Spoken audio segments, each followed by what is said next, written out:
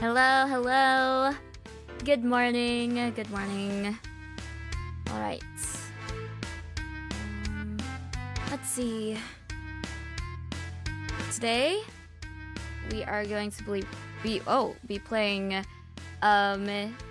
in participation of the Fall in Love Visual Novel Festival run by Studio Elon. And the game I have today, if it isn't obvious, hold on, let me switch over. The good people are Nadine Mahe, I think.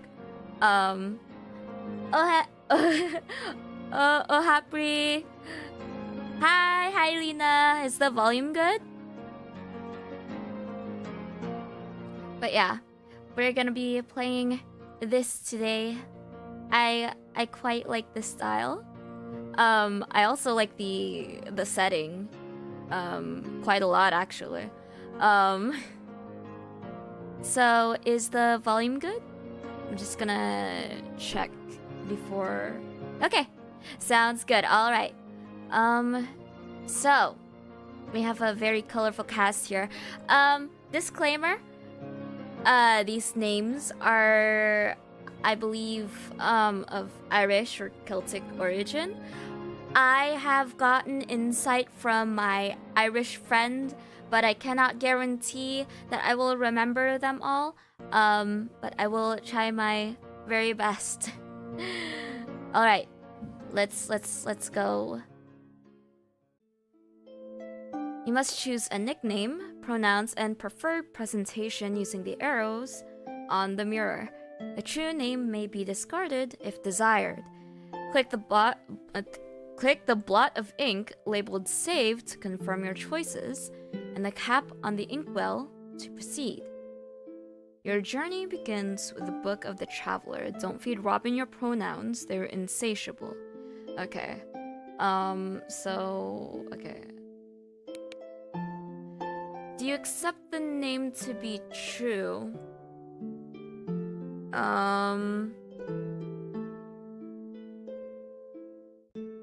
If yes, the name will be left to fate. Yeah, sure. Okay. I'll just use yes. I think that's the way I usually go about these things, especially in like otome games. I'll usually go with like whatever the game gives me. Nickname. Nickname is the name that the protagonist will be referred to by for most of the game, until it no longer is. I see. Okay. Oh, okay.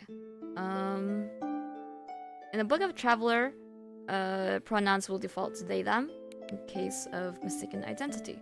Advanced options. I'm sorry. Okay, so there is an option to feed pronouns to Robin. From each according to their ability, to each according to their needs. Yoinked.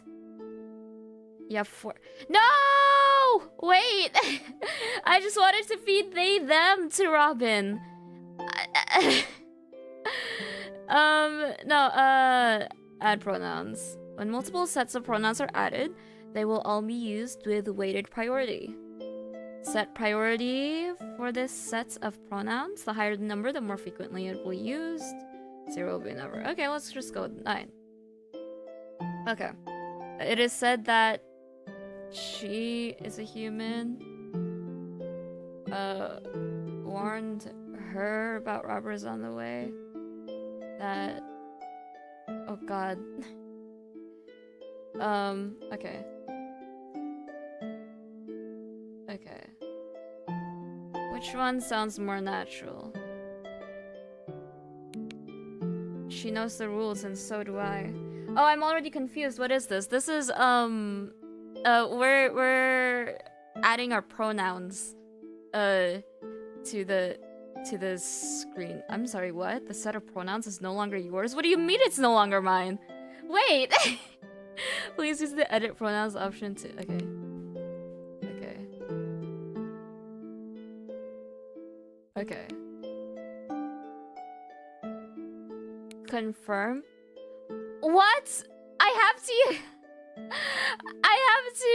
Okay. I don't have pronouns. They took my pronouns.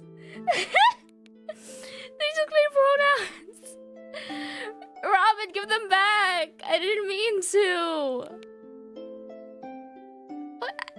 I don't have pronouns.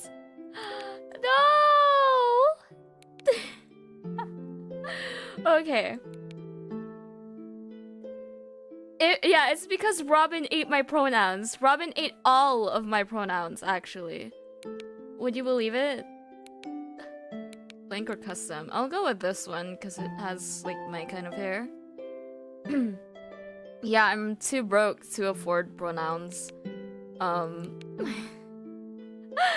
Alright, that's really fun though. Alright, let's see. They took my pronouns. In Tirnanog. There we go. Ooh, okay. Ooh. I like this. This is cool. Alright. This is a Book of the Traveler. Alright. Let's start with a new game. Can you absorb someone's pronouns in the game? Like a Harry Potter Dementor? Maybe. Maybe. Okay. The following chronicle seeks to recount the events preceding the Erenak's interference with the affairs of the legendary Tuatha De Danann, more contemporarily known as Nadine Maithe. Oh gosh, I'm trying my very best. We begin in 1845 during the initial onset of Joshal? Oh, okay, hold on. If I click this, does it pronounce? Oh, okay. It pronounces it? Erenak. Erenak. Okay. Tuatha De Danann. Tuatha De Danann. Okay. And then this is Nadine Maithe. Nadine Maithe. Okay. Okay. Begin during the initial onset of Androch Hail. Okay. During the initial onset of Andrakel or Ngorta Moor. Hold on. This has a, what's it called? A fada that's used? Angorta Moor.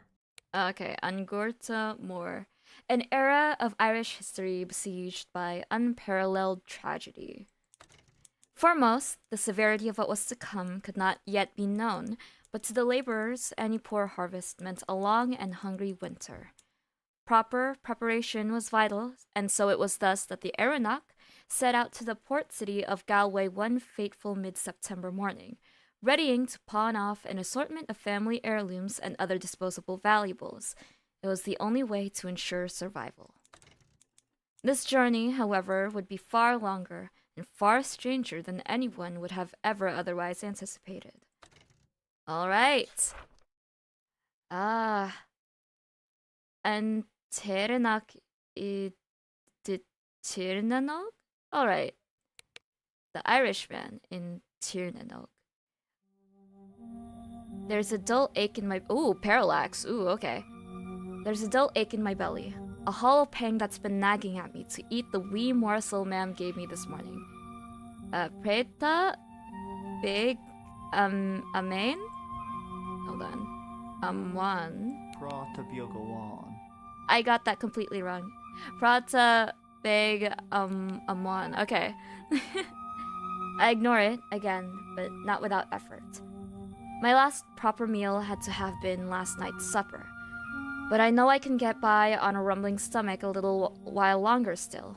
There'll be time to eat when my errand's over and done with, and that should be... soon.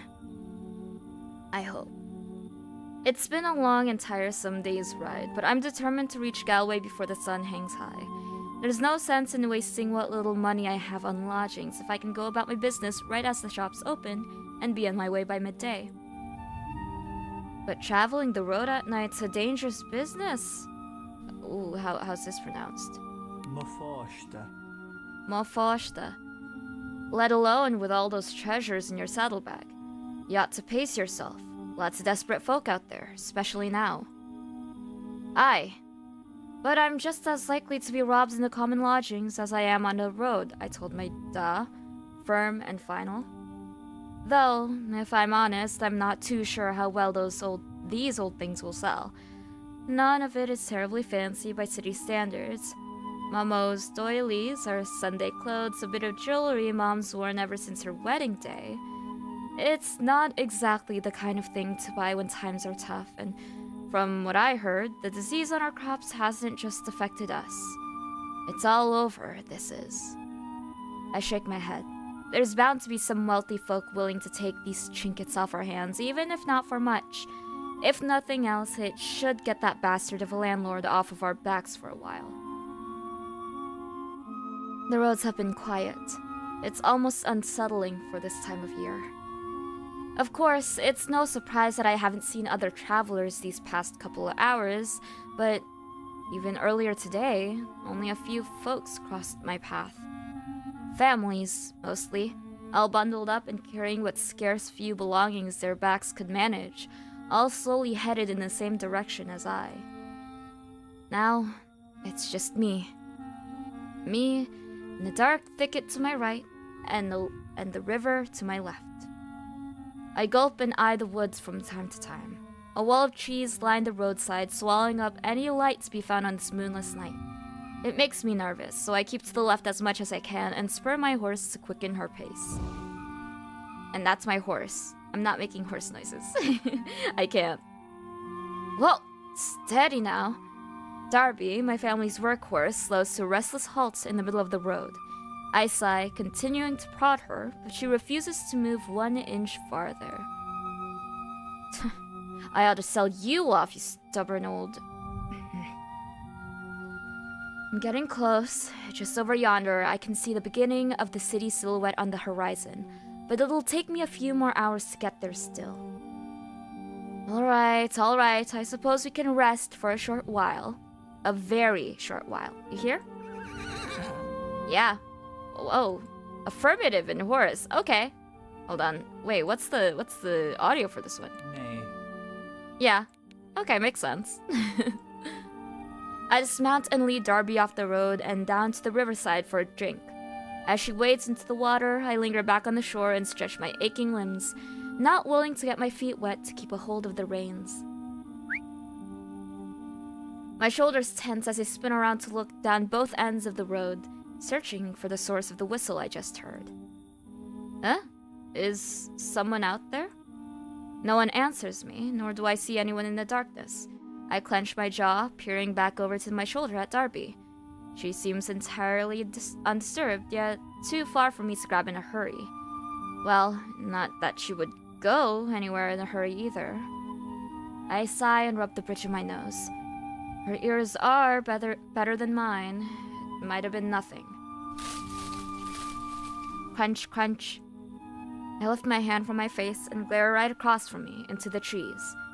I don't see anything move, but I heard something. I'm certain of it. This time? I'm investigating.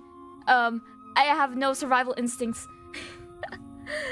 I quickly searched the ground for something to defend myself with, but only managed to eye a flimsy-looking branch in the grass. With a grimace, I grab it and make my way across the road. It's no weapon, but maybe enough to scare off a wild animal. As for a person, well, I'll be less lucky if it's a person, but old Darby is a willful beast and not terribly bright. I've got no choice but to confront the thing, whatever or whomever it is. The thicket is as dense as it is dark, and even more intimidating up close. Carefully, I hold the branch out in front of me and prod at the underbrush, pulling the foliage back to stare into the trees for any sign. Birds.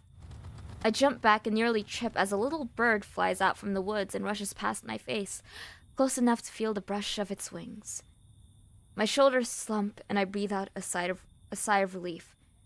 Only an animal, after all, I think, chuckling to myself as I turn around. Oh, hi. Person. My jaw hangs slack as I finally spot the hooded person on the other side of the road, who somehow crept past me and now stands ready to hoist himself back right into the back of my dim-witted mare. Hey. Oh. Hey! What are you doing? Get away from there! The stranger refuses to regard me even as I charge towards them. Unfortunately, I'm too slow. By the time I reach the thieving bastard, they've already swung into Darby's saddle. Oh. Rigotapi. Rigotapi. Okay. You're speaking to my horse. Don't do that, that's my horse. Come back. The stranger swats Darby's rear and spooks the mare into a frenzied gallop out of the river and into, of all things, the woods. I'm baffled. I don't know if the thief intended to go off-road or if poor, panicked Darby forced the thief's hand, but I don't have time to question it. Stealing my resolve, I run into the woods and chase after the thief on foot. My chances of catching up are slim, but I have to try. I have to. The journey back is far too long to be sensible without a ride, let alone without money, without food. Even if I pressed on and made it home regardless, what would I say to my family when I arrive? I've lost our money, our valuables, even our horse. We'd be... Jaw clenched, I run as fast as my legs will take me. Bolting through the trees, barely able to see more than 10 feet ahead of me and with only a path of snapped branches to guide my way. Luckily for me, the thief seems to be riding straight into the woods. Had they instead decided to veer in another direction, I'm sure I'd lose them for good. It is odd, though. I can't imagine why the thief would choose to push further in. Would it not make more sense to simply keep on to Galway, where all those things would sell? After a while, I lose track of how long I've been running. All I know is I need to keep moving no matter how tired I am or how my gut turns and growls. Fortunately, just as soon as I begin to fear that I'll never see the end of these woods, the trees begin to thin out. Oh, into a glade. I pause for a moment to catch my breath, but the strangeness of this place does not escape me. At first glance, I think that I must have gotten turned around and returned to the riverside, but the longer I look, I can see that this body of water is not a river at all. It's a small lake, surrounded on all sides by tall, jagged stones. I move closer on impulse and feel heat from the water, rising up on pillars of steam. The surface also bubbles like a simmering stew, and if my eyes aren't deceiving me, the water looks red. Oh? Let's see. Cade an Devil. Cade an Devil? What's all this? But, of course, I'm talking to the air. No one else is here. No one else is here. Shit. My heart pounds as I spin around and search the ground for Darby's tracks. I can't afford to get distracted like this. The longer I linger here, the farther the thief gets. Thankfully, it doesn't take me long to find a fresh pair of muddy prints. They came out of the trees in the near same spot I did, then halt abruptly, slowing to circle in a different direction. With haste, I go to follow this new trail, expecting it to wind back to the woods. But it doesn't. I stare down, beyond perplexed as Darby's hooves stop short by the lake's edge. For a moment, I considered the possibility that the thief purposely waded into the lake to throw me off, but the longer I look into the water, I realize it's too deep. There's no gradual decline. It's a steep drop, dark, murky, and without end. If the thief did steer Darby into the water, they would have... Oh, hi. Hold on. Give me just a moment. Let me adjust, my position on the screen. Hi. There we go. Deep breath. Oh, okay. Bye. Oh, hello. Oh. Let's see. Look Bel Dragon. Loch Bel Dragon is one of the many, yet few waypoints between Tirnanog. Is that how you say it? Tirnanog. Tirnanog and File. Oops. Inishfall. Inishfall, hidden away and forgotten by most. It stands unique for its relative ease of access and longevity. Yet similar to other waypoints of its kind, the threshold remains closed as to prevent accidental wayward travelers. Unless, of course, it has been deliberately opened. Ooh. Continue to next chapter. The Green Knights. Okay. Oh. Glub, glub, glub, glub, glub, glub, glub, glub. Splash. Oh, pretty.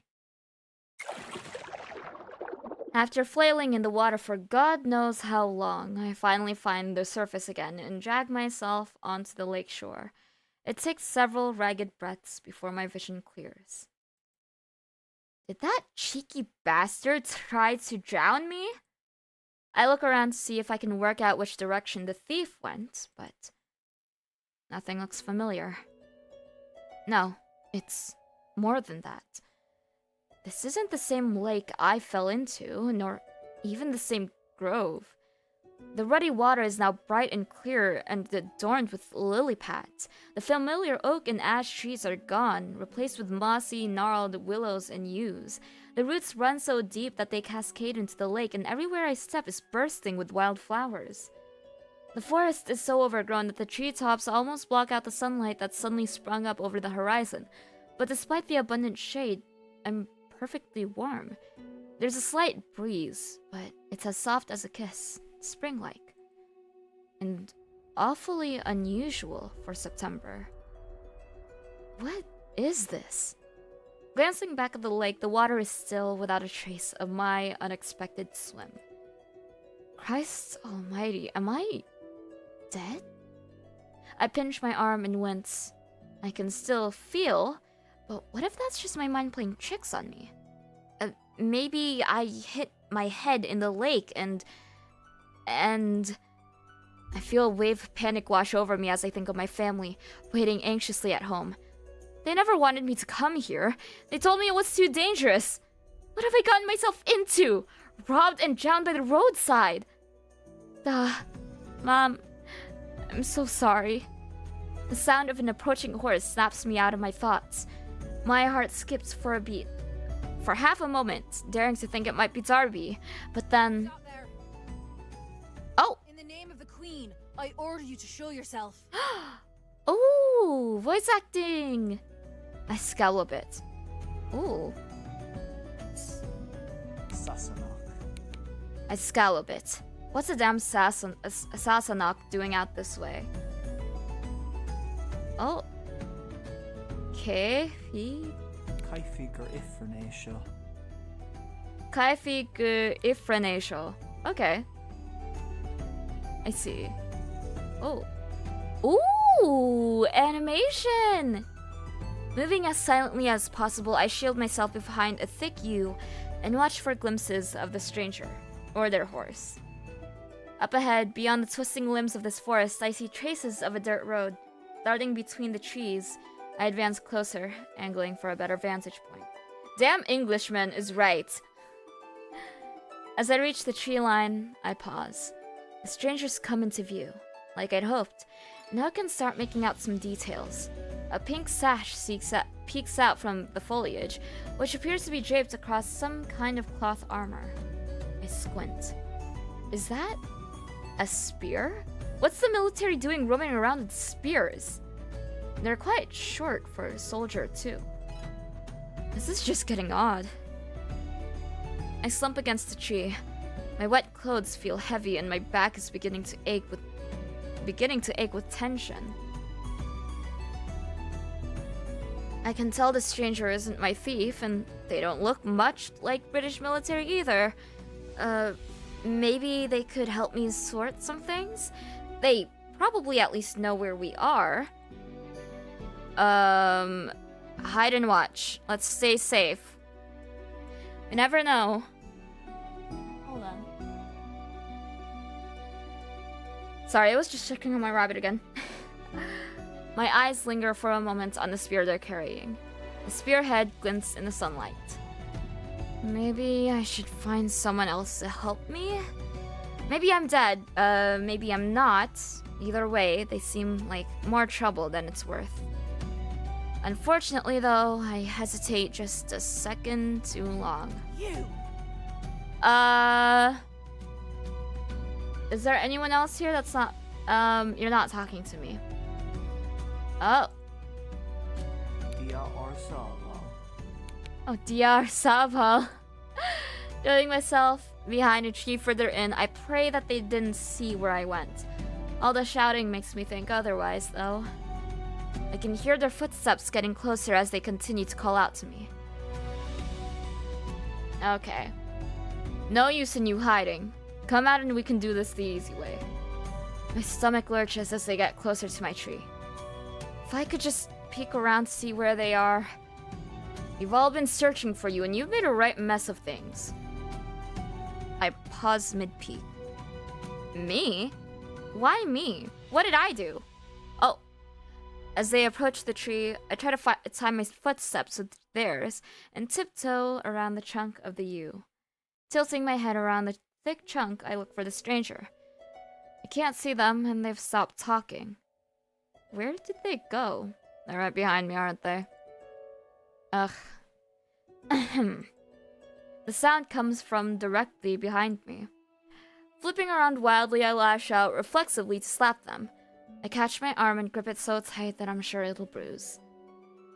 Now that we're face to face, I can see they are the oddest looking person I've ever met. Okay, that's... be nice. Their tousled hair is a greenish-brown color and strangely pointed ears peek out from underneath it. They don't even look entirely human. More like the creatures I heard about when I was just a ween. My gut sinks as the realization sets in. I'm not dead, but I might as well be. I just tried to smack one of the, Ace, she. I just tried to smack one of the she. Still gripping my wrist, they speak in a quiet voice through gritted teeth. Do you have any idea what you've done? What did I do? Before I can respond, they start dragging me back to their horse. Oh, wait! Please, wait, I didn't mean any offense! They don't even hear me over their own voice, which hasn't stopped berating me with questions all too fast for me to answer. Where have you been? Do you have any clue how worried I was? What have you been eating? What are you doing here? Why are you all wet? Why do you look like you're starving? Excuse me? After binding my wrist with some rope they had, they easily lift me onto the horse. Oh. Man, they're stronger than they look. But what's all this about where I've been? I just got here. I look down at them pleadingly and take note of a small swan emblem on their sash. Wait, hold on now. You've got to listen to me. Whoever you think I am, you have the wrong person. Unfortunately, my words fall on deaf ears. To be honest though, the more they shout at me, the less angry they sound. If anything, they're acting more like a concerned parent. Sighing heavily, I slump into the saddle, now acutely aware that I'm being kidnapped by a fairy. At least I got a break from walking now. Oh, what's this? Ahashka. Come home safely, Ahashka. Stick to the road and don't go astray. There's more than robbers out there to be mindful of. Ma'am, I'm not a child. You don't have to go on about those tales. Of course, dear. Just remember, don't give anyone your name. Mind your manners. And don't eat anything you're offered. After some time, the fairy and I arrived at an ancient-looking stone structure. The area is still and quiet. We're obviously the only ones here, save the wildlife, I suppose. Foliage blossoms all around us, filling the air with the sweet scent of wildflowers. The fairy silently helps me off the horse. They stopped yelling a while ago, so we were forced to travel in sullen silence. As they lead their mare to the stables, I awkwardly fiddle out the rope around my wrists. But it's no use. It's too damn tight to wriggle out of. I take in my surroundings and spot a flourishing fruit and vegetable garden off to the side. Huge strawberries rise out of the garden bed and spill over onto the path. My mouth waters at the sight. Entranced by bulbous ruby-red berries, I almost don't register my captor returning to my side. Pea should be ready soon, too. You grew all of this? Of course. Who else would? They gave me a puzzled look. I just meant, you aren't having any trouble with the land? I look at the garden. The pea pods are plump and near ripe, and a hint of wildness is present in the chaotic tangle of stems, leaves, and produce. My thoughts turn back to our struggling farm, and the people waiting for me to return.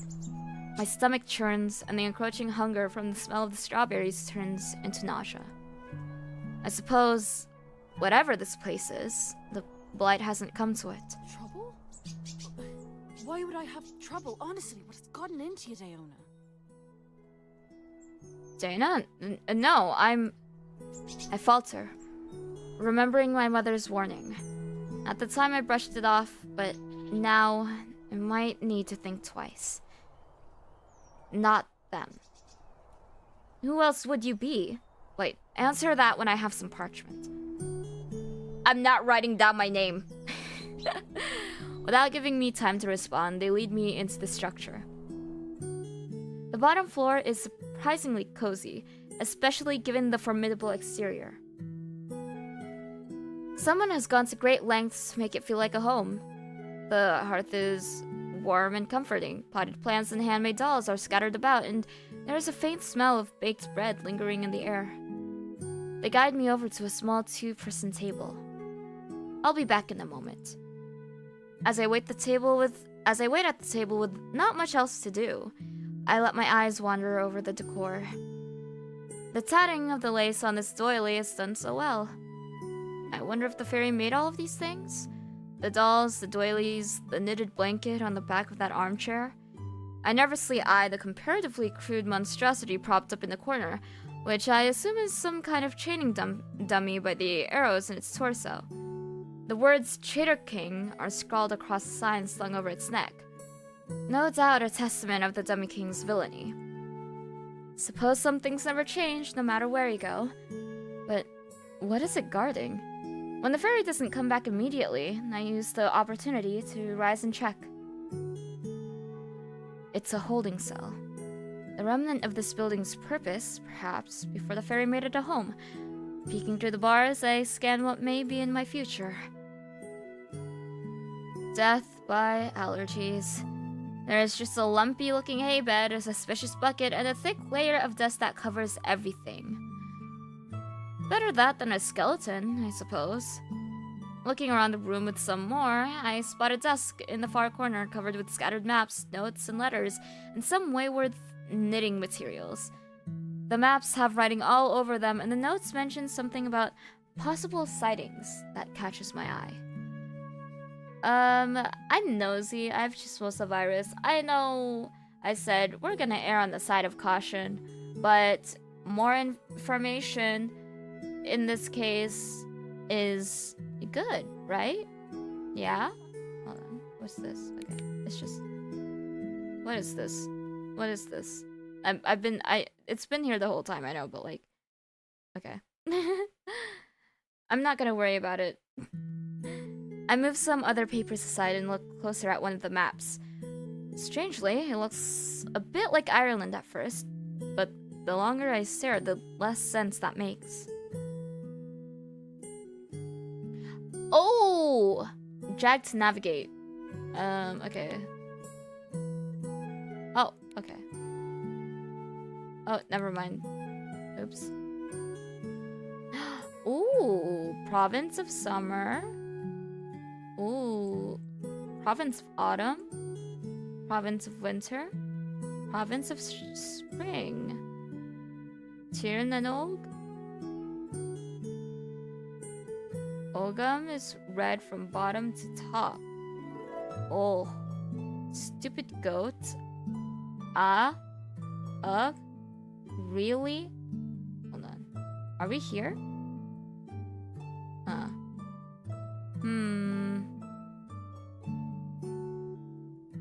This is so nice, though.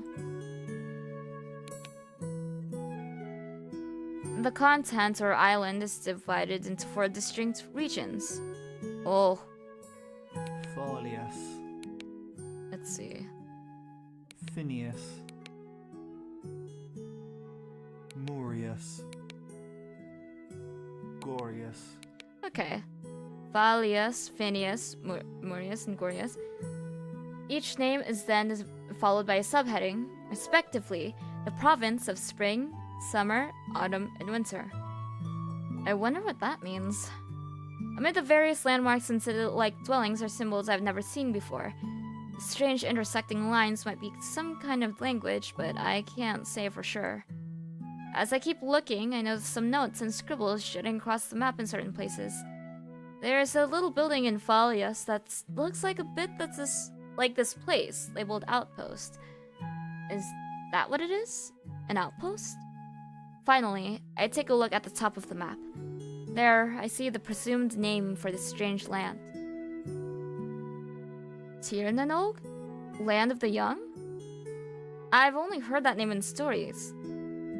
Could it be true? Have I followed in the steps of Ishin? Oh, hold on. Let's see. Oshin. I decide to distract myself from this revelation by moving on to the letters that's already unfolded. There's a broken wax seal on the paper's edge depicting a swan, like the fairy's pen. Oh, let's see.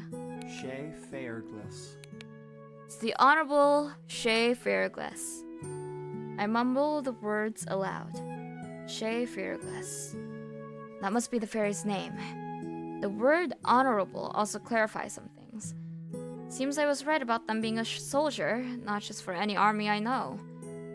Suddenly, I hear the sound of something being dropped on the table behind me. Caught red-handed. Lord, they're a lightfoot. I try to turn around as casually as possible, as though I wasn't just prying through their personal affairs. Shay keeps looking between me and the desk, and I brace myself for a new round of lecturing. Instead, they begin talking rapidly. Look, I know you don't believe me, but I really do think I'm onto something. I'm close. I can feel it. Look. They run over to the map and begin pointing to areas and talking about things I don't understand. Oh. Duntalon. So the princess was being held in Duntalon, which is in Murius, right? Right. And which princess is this again? Shay immediately looks at me like I have 2 heads. What do you mean, which princess? The one I've been looking for the last 150 years. The missing heir to King Henri's throne. Attacked by the Unseelie, disappeared without a trace. Ringing any bells? I feel the blood drain from my face. 150 years? Just how old are they? Long living aside, though. That's an awfully long time to look for someone. Wonder if all this princess talk has something to do with that battered dummy in the corner? Not that I'm terribly inclined to ask. Anyways, it wasn't always Unseelie territory. Despite the attack, we held that spot of Murius right until the end. It only went to the traders after the treaty, so I might have been wrong about her getting stuck over there given the timing. So now I've got a different thought. The princess was closest to her druid more than anyone in the world, besides me. That lot chose not to interfere in the war. So what if she's with them, hiding away in one of their sanctuary temple things? When we escaped, I told her to go somewhere the Unseelie can't go. Maybe she thought that meant somewhere not part of the war, or maybe she didn't choose at all. She could be as much a prisoner there for all anyone knows. Since the druids refused to stand with us when we needed it most, it wouldn't surprise me to learn that they've kept the true heir tucked away for a rainy day. Hope that's not the case, but I don't know. Some of that lot feel as two-faced as the traders. No offense. When you get done in Tever, I'd like to ask you a few questions about your time training there. I glanced back at the map. There was a Tamer in Falius. I was right. I really am in Tir na Nog. A freshly war-torn Tir na Nog, if I'm keeping up with everything Shay's just said. I waver on unsteady legs for a moment. Shay stares at me suspiciously and clears their throat before continuing. Of course, I wouldn't ask you to tell me any secrets. And I know you have to tend to the townspeople too, so it'd only be during one of your usual visits. Assuming the queen lets you after all this, I mean. I know she doesn't like me poking around about it. Hey. Sorry about earlier. I've just been worried sick, you know? But I shouldn't have been so rough with you. Thank you. Does that mean you'll untie this rope? Not a chance. Now come on over to the table. Well, at least we seem to be on better terms now. Maybe I can get them to listen to me. I finally see what they dropped on the table when they came in. They brought me a plate of bread and honey with a glass of milk. Go on. You eat while I interrogate you. I don't quite like the sound of that. What kind of interrogation is this? I stare at the food. My mouth salivates pleadingly.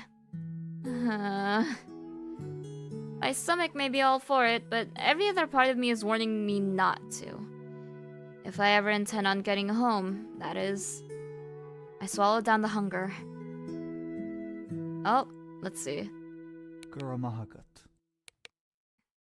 Gora Mahagat? I'm not hungry. Gora Mahagat.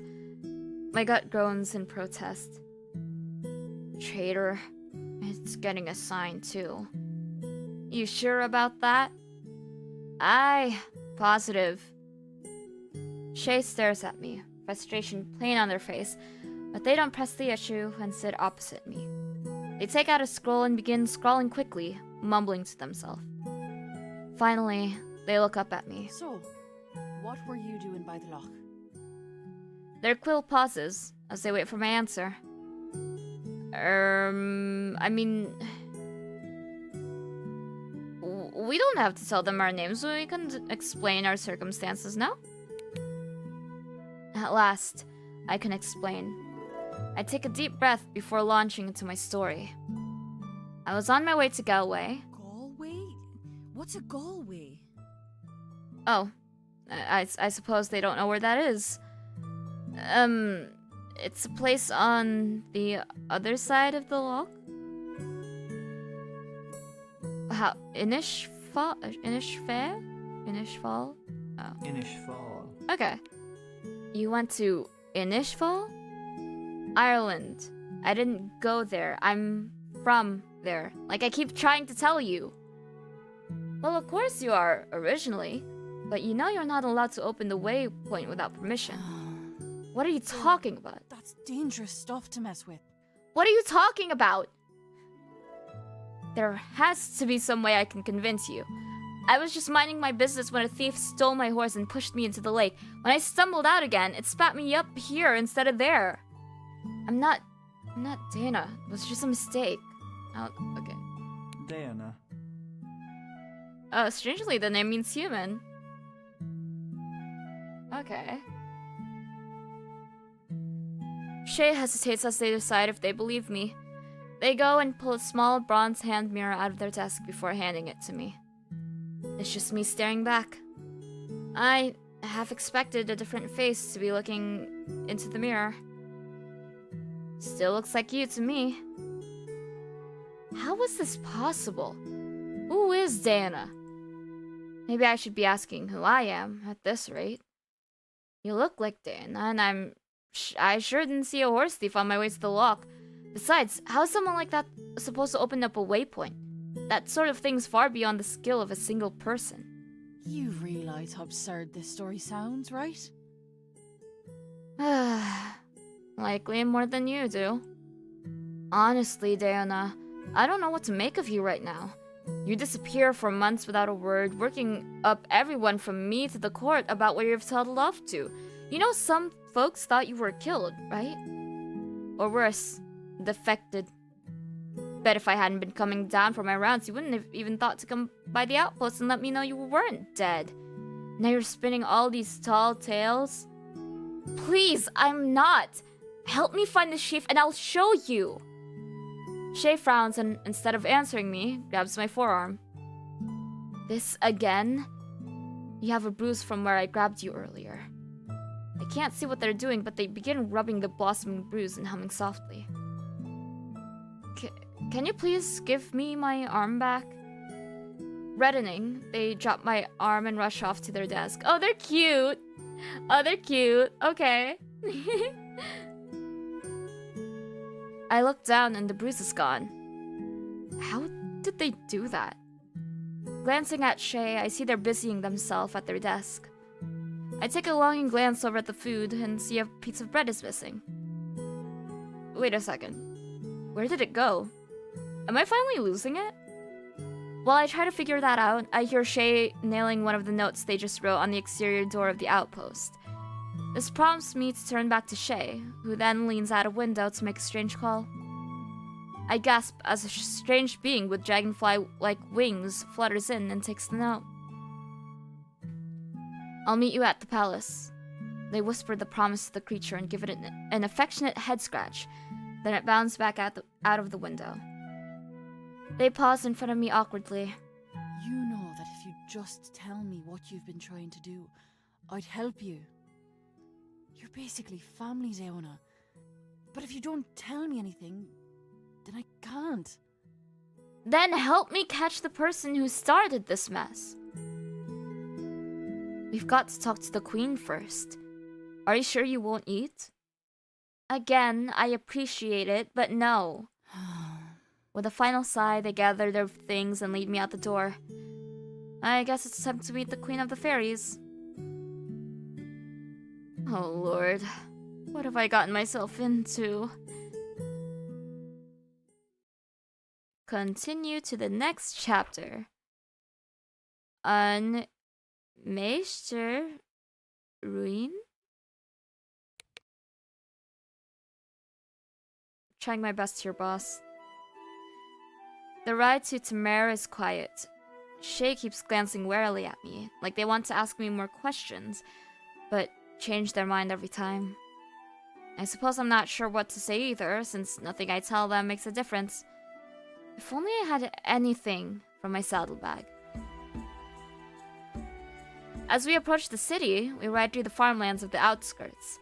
The fields are all flourishing and ready to harvest, even though it feels like a beautiful spring day. I love the colors here. The backgrounds here are also nice. We finally make it to the city gates, an imposing wall at the base of an enormous hill. Perched on top of the hill is the palace, where I can only assume I'm being taken. My panic begins to rise as we get closer.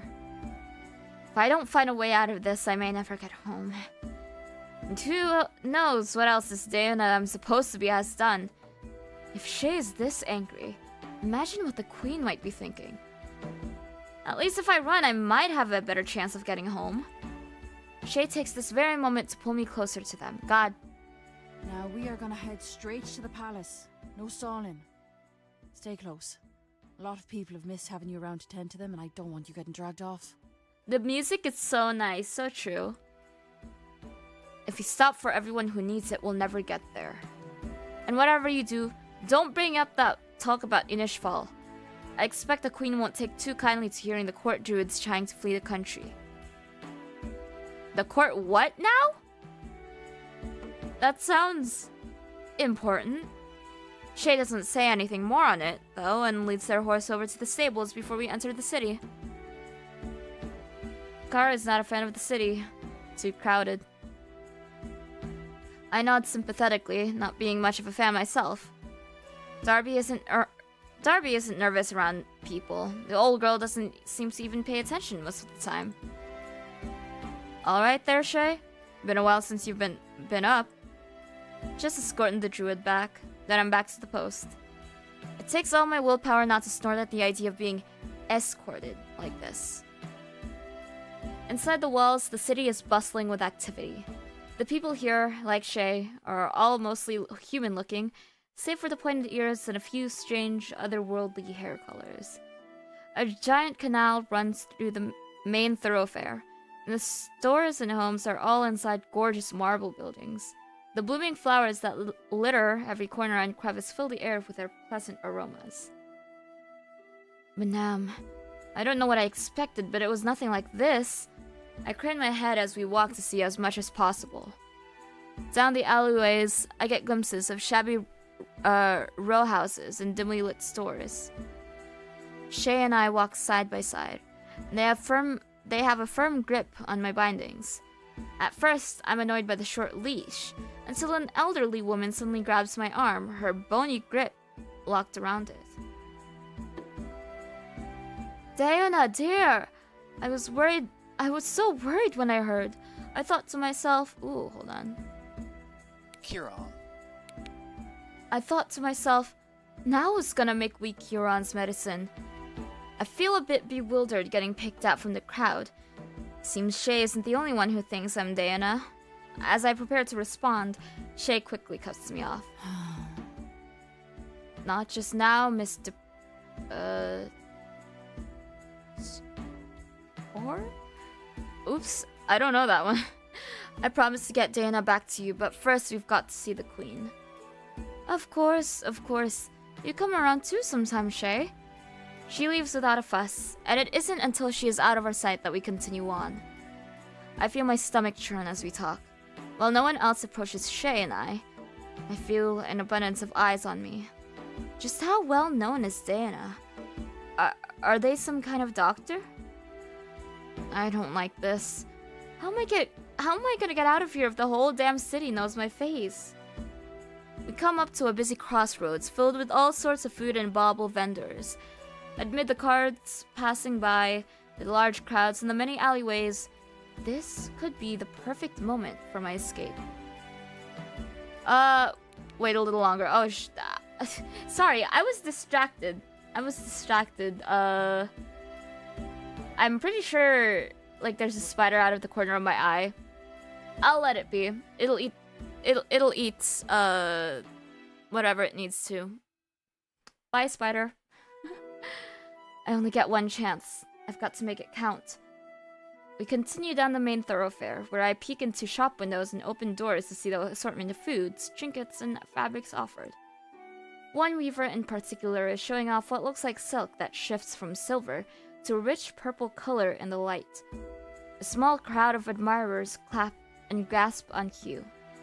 A bauble vendor is calling out to pedestrians to lure them over to her shop. Some of her trinkets are shaped like creatures I've never seen before. A couple remind me of the one I saw Shay talk to. Some of them sparkle with what looks like real gems. Please survive?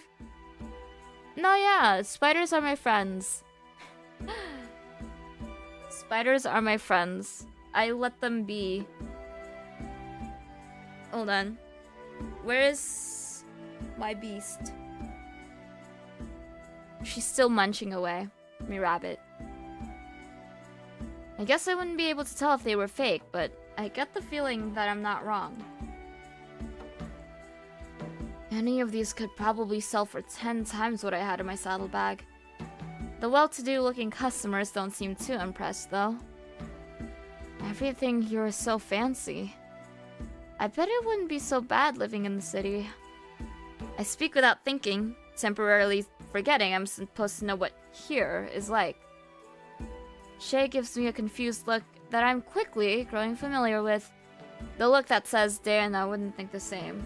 How many times do I have to tell you this? I guess if you don't look too hard, I mean, you know how it is. They stop mid-sentence, as though remembering my story. Maybe they're finally starting to believe me. But whatever they're thinking, they quickly shake the thought out of their head. Anyway, you know how it is. Put the nice stuff up front so no one sees what's happening in the back. Of course, you know this lot don't care much anyway. Could be worse, I guess. Most people are doing alright, now that the Queen lets you come down here and help. People like that. I wonder what Diana does for the city. If the queen is letting her important druid come down to help, it must be pretty necessary. Even so, fairy problems are the least of my concerns. Right now, I'm just trying to deal with my human problems. Speaking of which, we're approaching a busy intersection soon. This might be the chance I need. We step into the street just in time for a carriage to come barreling towards us. I plant my feet into the dirt and defiantly refuse to budge, forcing Shay to either let go of the rope or be run over. I feel them release the rope with seconds to spare. We both stumble backwards as the carriage driver shouts obscenities at us. The traffic continues to flow, pushing Shay and I further apart. Wait! You stay right there! I can barely see them in the crowd now, and I use the opening to flee into the first alley I see. Sorry, Shay, but I can't afford to get dragged into more fairy business. I'm in way over my head as it is. As I run, tall market buildings begin to obscure the light in the alley. Shrouding it in a bit of darkness, something tells me this is not a good idea. Hidden in the shadows, I eventually stop and lean against the cool stone walls and fiddle with the rope bindings. It's no use. The knot is secure and the rope is tight against my wrists. I skulk further down the alley in search of anything sharp. The alley gives way to another area of town where shabby storefronts have beggars and street food carts instead of the comparatively posh vendors I just left. I really don't need to be walking around like this. While doing my best to keep myself inconspicuous, I search the ground for anything of use. A shattered bottle by the doorway of a boisterous bar catches my eye. This is giving bad ending vibes. Yeah, walking down an alleyway. I've seen this before. I hope I don't die. I dart over and snatch up my prize. Shielding myself from the bar window, I try to saw at the rope with a glass shard. But it's difficult. Even when I manage to twist the glass at an effective angle, my fingers will slip or my wrist will cramp up. Damn, Shay sure knows how to tie a knot. I heave a sigh and drop my head back against the wall, giving my poor hands a rest. Just as I do, I spot a small fluttering light overhead. Bug. I squint my eyes as the light draws closer and hovers by my still-bound wrist. I peer down at it and gasp softly. It's not a light at all, but a strange glowing moth. I'm gonna follow it around. Ooh, shiny. Hey. Okay. Don't suppose you could do anything about this? As though in answer, the moth quickly flies away. Of course. Fat load of help you are. Without much other choice in the matter, I get back at it. But thankfully, after a few painful moments of struggle, I finally finish cutting the rope. As I'm soothing my aching wrists, the glowing moth returns. A little too late, aren't you? I'm talking to magical fairy moths now. Well. Imagine that. The Sealy Court druid, missing for weeks, found loitering near a bar that serves known criminals. What will people say? You have a nice voice. Oh! Ignore that noise that I just made. Brandishing the glass shard, I turn to face the speaker. A tall, slender man stands behind me, his face half obscured by shadow. The moth flutters near him, even though he pays it no attention. You have the wrong idea. Hi! I think you have the wrong idea. I know it might be difficult to believe, but I'm not who you think I am. The man steps into the light and circles me once, scanning me up and down. I keep a firm grip on my glass shard. He leans towards me, okay, and gives me an intrusive sniff. Okay, no. I see. Well, if you are not Dana, then I shall not be, then. Keegan Mosh to Ruin. Keegan. Keegan whispers the next part in my. Oh my god! Shall I whisk you away to somewhere that is not the palace? Haha. Guys, look away. I'm having a moment. I'm having a moment, okay? I take a step back. No, thank you. Maybe I should stick with the day in a bit after all. Alas, then, I have no choice but to escort you back. The manner in which you are escorted is entirely up to you. What does that mean? That while I am not wholly opposed to force, I prefer the gentler route. So, I either go willingly, or he will drag me. I look up at the palace towering over the city. Damn it. I really have no choice after all. I dejectedly walk alongside him as we venture through the alleys. Very convenient that I ran into you here. I was just meeting with an associate regarding your whereabouts. It was quite useless, evidently. He's dangerous. He is dangerous! Oh my god! Face card! And also this voice! Oh my god! Your associate? One of them, yes. I would be a poor master of secrets without a variety of contacts. Master of secrets? Is that some kind of fancy word for a spy? I guess that makes sense. It would explain why he was in a place like this. I should probably be extra careful around him. Just my luck I'd run into him while everyone else thinks I'm some important druid person. Maybe I can play the part long enough to get out of here. Rather than heading directly for the palace, Keegan instead leads me to a fancy-looking boutique. I've never been in such a shop before, but Keegan glides through it with clear familiarity. The two shopkeepers whisper frantically between themselves when they catch sight of us. As Keegan approaches the counter, their whispers turn into delighted grins and greetings. Oh, Master Keegan, back so soon? Or is this a visit of pleasure? Hi, you're so pretty! My lady, as much as I value my time here, this visit is not for me. Oh my god. Keegan attentively takes her hand. Hey! And briefly kisses her knuckles. Hey! The young woman flushes pink before shooting me a look of contempt. Yes, about my guests here.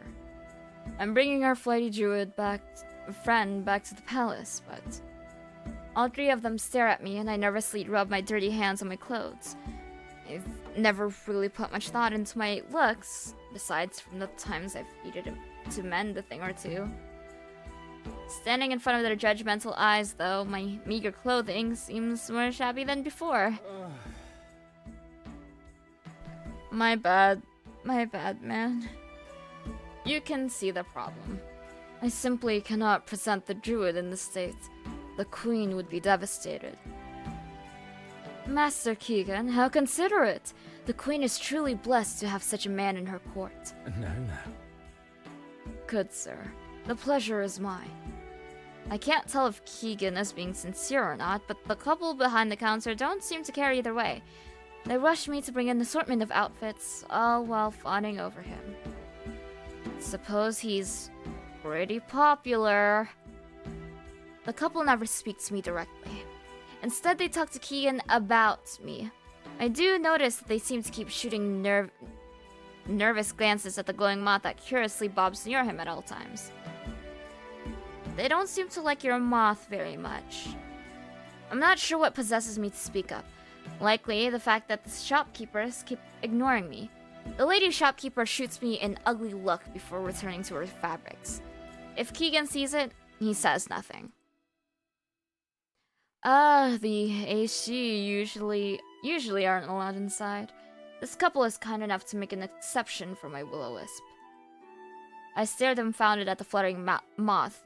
I grew up hearing stories about the wisps, but to see one this close, it's different than I imagined. cuter, I suppose? For a moment, I pause. Wait, but aren't you all Eishi? Oh, what's the difference? Oh, my bad. My bad. Okay, my bad. I clearly don't know anything at all. As soon as I say that, the couple both stare at me horrified. Keegan actually looks caught off guard. Returned much more vulgar than before. Intriguing, but unbecoming. What if I'd asked the difference between you and a horse? It amounts to the same thing. As you well know, they were already here when we, the two a day, were driven to Tirnanog. It's a foul human conflation to assume we're the same. Well, you'll never guess what I am. Huh. So they're not fairies then? Or at least a different sorts. Enough so that the conflation would cause offense. My first time in a fancy shop and I insult the owners. I'm not sure if Keegan cares about what I say, but I get the feeling that the wisp means more to him than he lets on. Or else he wouldn't keep it so close. What do you think, Master Keegan? The mauve kaftan or the emerald gown? Keegan seriously considers each option before grabbing them both and walking over to me. He holds the outfits for me to consider. Let's let the wearer choose, shall we? The fabrics are high-quality silks. I'll never earn enough in my lifetime to pay for these. I have to find a way out of this before I end up in deeper in trouble. Oh? Mahara. And Okay. plural. Kharja. Never fear, Mohara. This is simply a business expense. Of course I will foot the bill. That's exactly what I'm worried about. The words come out before I can stop myself. You seem to have also gained some sass on your unexpected vacation. You simply must tell me what you got up to. After we meet with the queen, of course. For now, let's make you presentable. I flush at the reminder of my position and grab one of the outfits.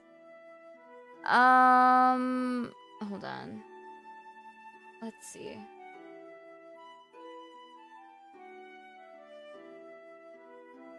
Let's see. I'm thinking.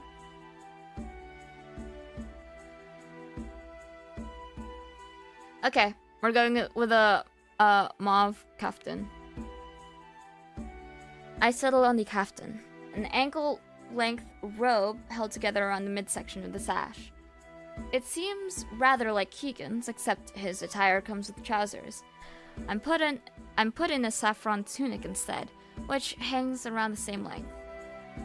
The fabric of the kaftan is the same color as the wild keri, and golden thread forms an intricate knotted pattern along the trim. Despite the longer sleeves and multiple layers, the outfit feels feather-light and airy. Once I'm changing, the shopkeepers gesture me over to a large silver mirror, so I can finally see myself in full. How do you feel? They are masters of their craft, no? They are. Whatever you say. The clothes fit me as though they had been made for me, and not hastily grabbed from a pile. I run my fingers along the fine stitching and feel how impossibly light the fabric is. I can see why Keegan frequents this shop so often. As we approach the counter, the tailors are both watching me in triumph. They may be snooty, but they obviously take a lot of pride in their work. I must say, you did not disappoint me. Once again, I'm in your debt. Hello? Oh, you're talking to them. Right.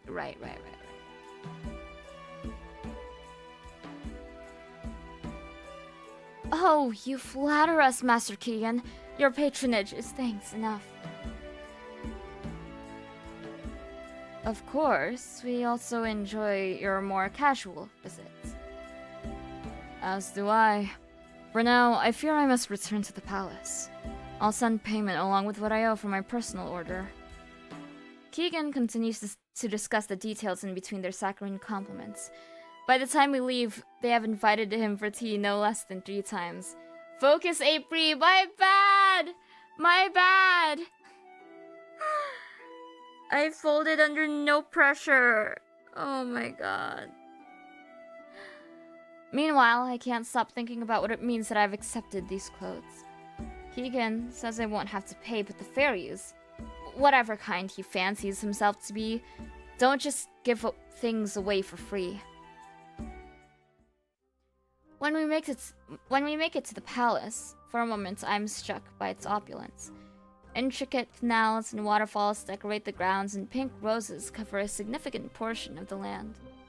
We're greeted by a grandiose marble staircase and a large pink banner bearing the same swan and roses I saw back at Shay's outpost. The stone is carved into a mix of antiquity and long, sinuous lines that give the palace a beautifully unique appearance. Moss and roses grow along the ground and walls, and cover the elaborate fountains in green and pink, so that there is a trace of wildness about the place. The palace feels old, too, but not in a bad way. More timeless than anything. If I wasn't so terrified for my life, I'd love it. It's the most grand building I've ever seen. Keegan seems unfazed by the grandeur as he casually greets the guests. The guards, and guides us through the gates, then over a bridge. Watch your step, Mahara. It's a long way down.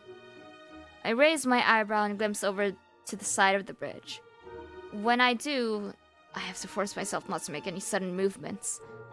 I'd expected to see a lake or something down below us, but all those waterfalls are just flowing into some great big pit.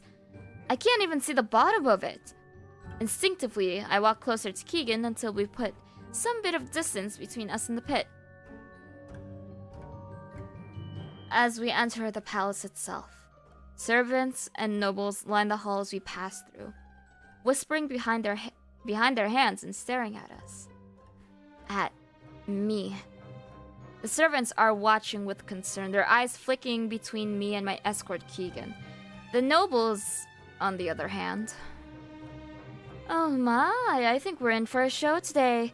Didn't they run off to join the Unseelie? Vaguely seem like they're anticipating my demise. I squint as I note the word Unseelie. I've heard it before, I think. Shay mentioned something about it, didn't they? Despite the columned halls being open to the air, it feels claustrophobic as I realize I'm the center of attention. This is like some kind of nightmare. As we make the long journey down the hall, I can't help but think whatever the Queen has in store can't be worse than this. Quite impolite, aren't they? Gawking so openly. You'd think they'd have better things to do. You're so right, Keegan. I agree. Is he trying to make me feel better? It's working. I give him an anxious smile in return. Keegan blocks me from the crowd as he leans over to hold the door to the throne room.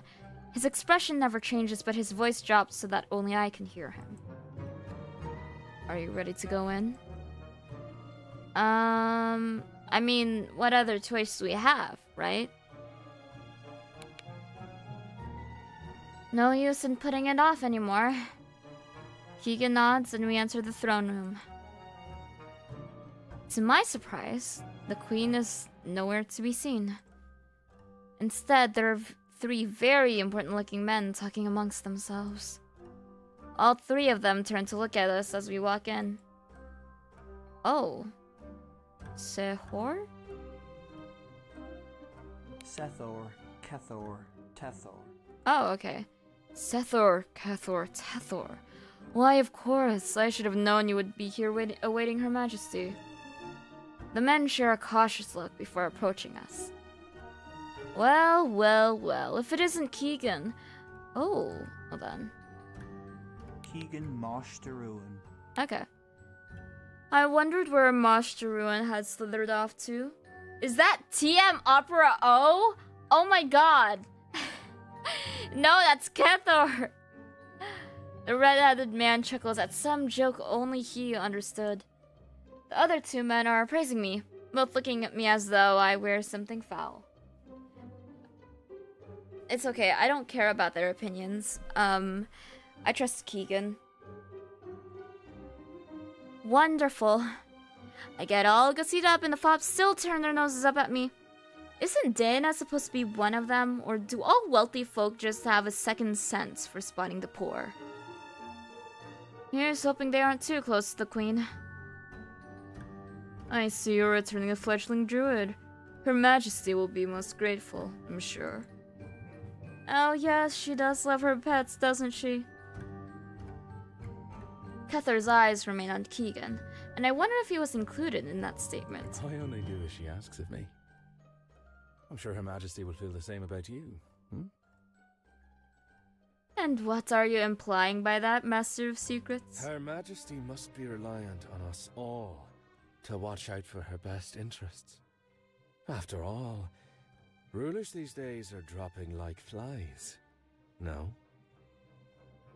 The courtiers share a furtive glance, but Keegan gives no indication if he saw it. Kether's face rushes through several expressions before settling on indignation. However, we don't get a chance to hear his response. Oh. Okay. Hold on. I'm going to get some water real quick. Let's... Oh, display mode. Okay. Give me uno momento. Let's see. I'm gonna get water. I'll be back really quick.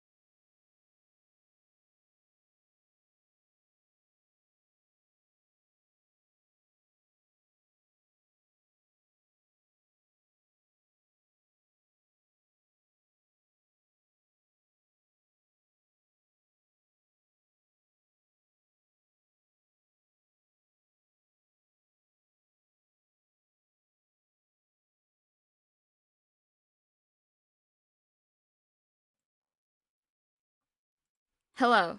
I return.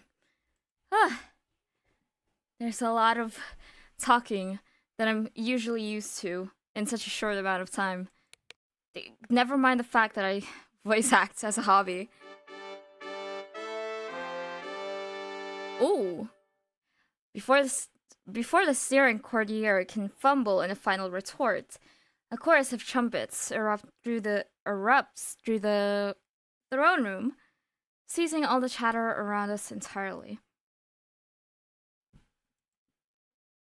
I spin around, following the collective gaze of the court until it settles on the back door, where an ostentatiously clad footman stands at attention. Hello. Thank you, Lena. Presenting her illustrious royal majesty, as regal as the swan, a flower among women. All women are flowers. Beautiful and benevolent, a paragon of grace and poise. Before the ever dawn dims, if you will. Oh. Aoife Elavon. Tuad did. Tuhade Danon. Hold on. I need. Aoife Elavon. Okay. Aoife Elvan, queen of the Tua de Danan, and sovereign of the Sealy court. The door practically bursts open from behind the footman, who scurries off to the side before he can be trampled by the ensuing procession. The scene is a spectacle to behold. Hordes of finely dressed folk all flutter around the lace-shrouded litter, and everyone else in its immediate path is either forced to disperse or join in the revelry. Some of the entourage play music, sing, or toss dried flowers out in front of it, like rice at a wedding. Most, though, are crowding in and around the litter itself. All speaking up to the woman inside, their voices converging into an incomprehensible cacophony. I unthinkingly make a step towards the scene, feeling almost compelled to get a better look. But no matter how I strain my neck, I can barely see past all the other people in the litter's wake. Suddenly, I feel a hand on my shoulder. I wouldn't do that if I were you. The Queen's entrance is stopped for none. She does have a knack for it, though, doesn't she? Right. Yes. Keegan smiles at me and leads me out of the way of the litter, but I keep my eye firmly affixed to it, even as it passes me by. I can't help myself. I've heard stories about the Queen of Fairies ever since I was a wee thing. Even if she isn't quite a fairy in the strict sense, she must be a marvel to have this kind of escort following her every step. Sadly, all I can make out is her faint silhouette. Ooh, did you see Her Majesty's gown? What a splendid design! I simply must... What? Watch where you're going, you little oaf!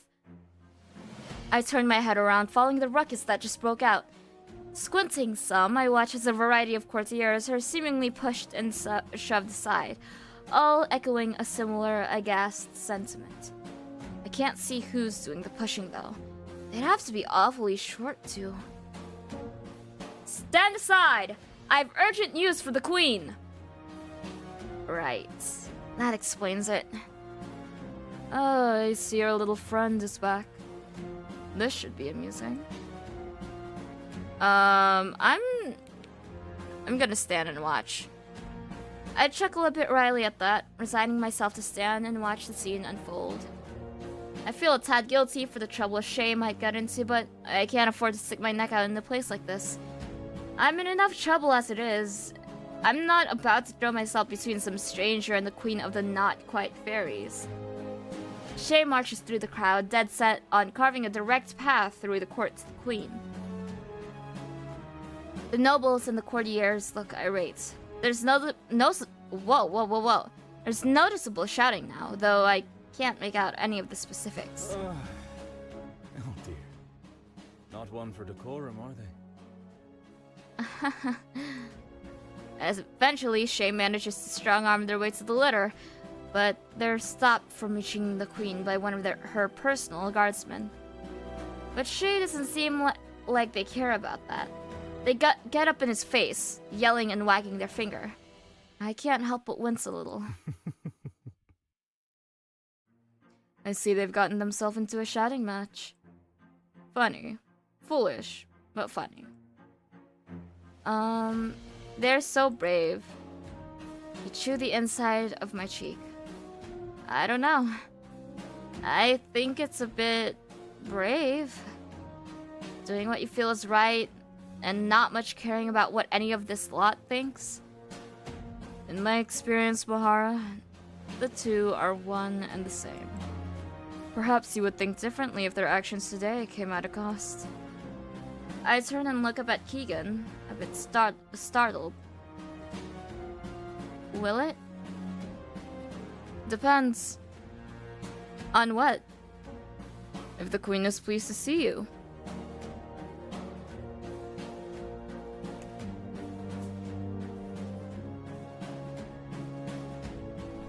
Sorry, I'm letting my little beast out of her cage.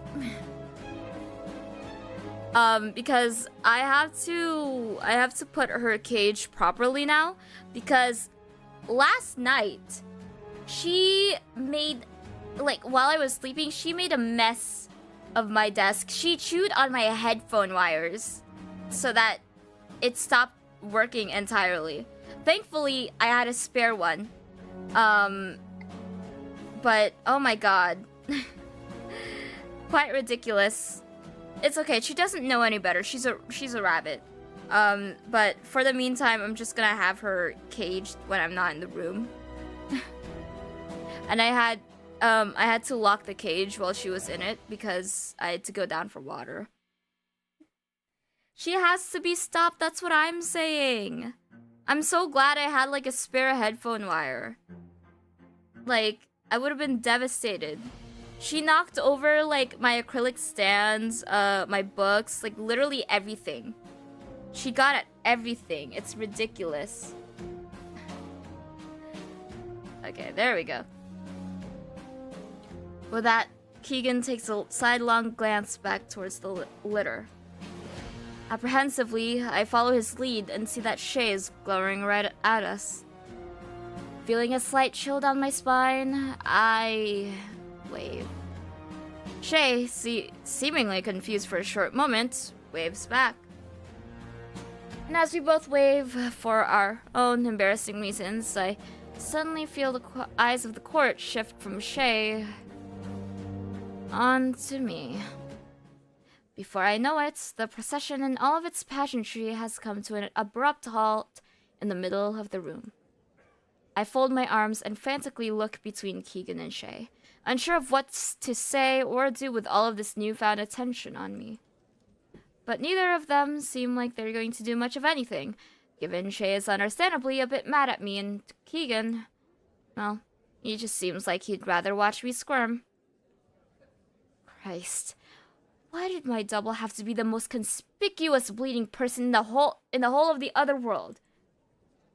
Hello there, My gods.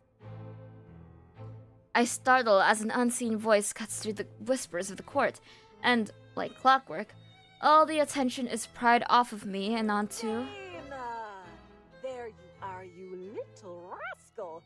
Where in Danu's name have you been, darling? Ooh, the mother goddess of the Tua de Danan. It was she who created Tirnanog and elevated the Tuatha De to godhood, granting them knowledge of magic. Okay. You are so pretty, by the way. Do you have any idea how worried, no, how devastated I was? It's true. Her Majesty very nearly canceled her plans to visit the Summer Palace. I've no time to react to any of this. At least, not appropriately. Oh my goodness gracious! As she speaks, the queen unceremoniously bursts from the litter of her own procession and proceeds to stride straight towards me. Every member of the court is forced to make way, and unlike with Shay, they do so with expedience. Likewise, once the queen reaches me... Whoa! So close! I am rendered completely helpless as she scoops my face into her hands and squishes my cheeks. Just look at you. So pale, so thin. Really, darling, what were you eating this whole time? Nuts? Berries off the forest floor? Say no more. The thought of it is simply too much to bear. So I went to Inishfall, actually. The queen suddenly wrenches me free, and I find myself stumbling backwards, in part due to the surprising amount of force behind the act, but also mostly out of flustered embarrassment. I think my whole face must be as rosy as her hair. Maybe Keegan wasn't lying before about the queen being distressed. Keegan, I ought to kiss you, or at the very least reward you for what you've done here today. Hi. Hey guys, I'm here too. Though I suppose I should hardly be surprised that our Master of Secrets would be the one to bring our dear, sweet, darling Dana home. Part and parcel to the territory, no? Oh. As the queen says this, I notice Shay running up behind her, their mouth agape. Although, strangely, despite how urgently they try to alert the queen of my presence, they do not interject against the queen's assertion. I'm not saying anything, the fuck? And ultimately, neither do I. It's not my place to say any different, and Keegan seems a dangerous sort to cross. Too true, my queen. Though there's no need for that. You know me, I love to serve. Your Majesty! Oh, you're still here, I see. Was there something you needed, Sweet Pea? Yes, Mum. Permission to escort the court druid back to their premises. Listen. I'm just saying, like, if you're so excited to see me, you could also, perhaps, like, a peck on the cheek, and also, I don't know, Keegan also, like, just, like, all in a triangle. Pretty, a simple arrangement, if you ask me. And if I may be so bold, that's a first. I think under present circumstances, someone ought to stand guard. I feel a chill run down my spine. Stand guard? How will I hope to get home then? After all the unseelie. No. What? No, that will not be necessary. Return to your post. Shay, for a brief moment, stares at the queen with an irritated bewilderment best reserved for, well, anyone else. But ultimately, Shay just nods stiffly to us all and walks away. Well, how very exciting. Your Majesty. Now, Your Majesty, if you wouldn't mind, I have some important matters to bring to your attention. Developments in your absence, shall we say. Yes, of course. But later. Poor Dana looks exhausted. I simply must see them to their cottage first. Naturally. By all means then. Shall we be off? We? Oh, really now, Keegan? Hey guys, I'm here too. If you forgot. I can't say I'm surprised you'd set your sights on this one, but am I not entitled to a little time alone with them too? Fairies! Relax, there's enough of me to go. This is my challengers. Oh my gosh, guys, look away. I'm being incredibly normal about these two. For a brief moment, Keegan appears visibly surprised, but the expression's gone as quickly as it came. I can't say I quite catch your meaning. I am but your humble servant, Aoife. Hold on, is it? Aoife Elavon. Aoife, okay. I am but your humble servant, Aoife. Perhaps I merely wish to bask in your presence, engage in an intelligent conversation. No doubt, but there is no need to flatter me, Keegs. It is perfectly natural in my eye for you to be intrigued by our Diana here. I imagine their disappearance was more than a little vexing to the Master of Secrets. If you insist.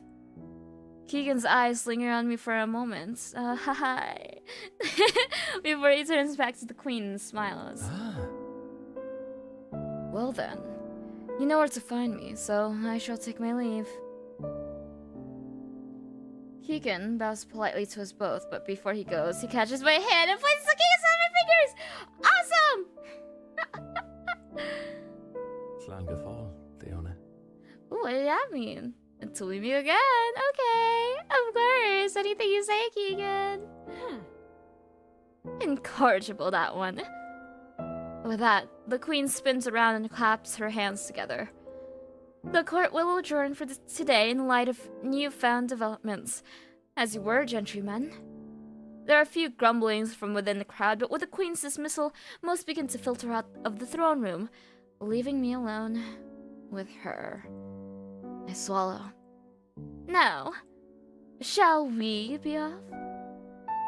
The Queen looks at me expectantly. That was so... Oh my god! That was so quick! I bow my head in quiet acknowledgement, allowing the Queen to take the lead.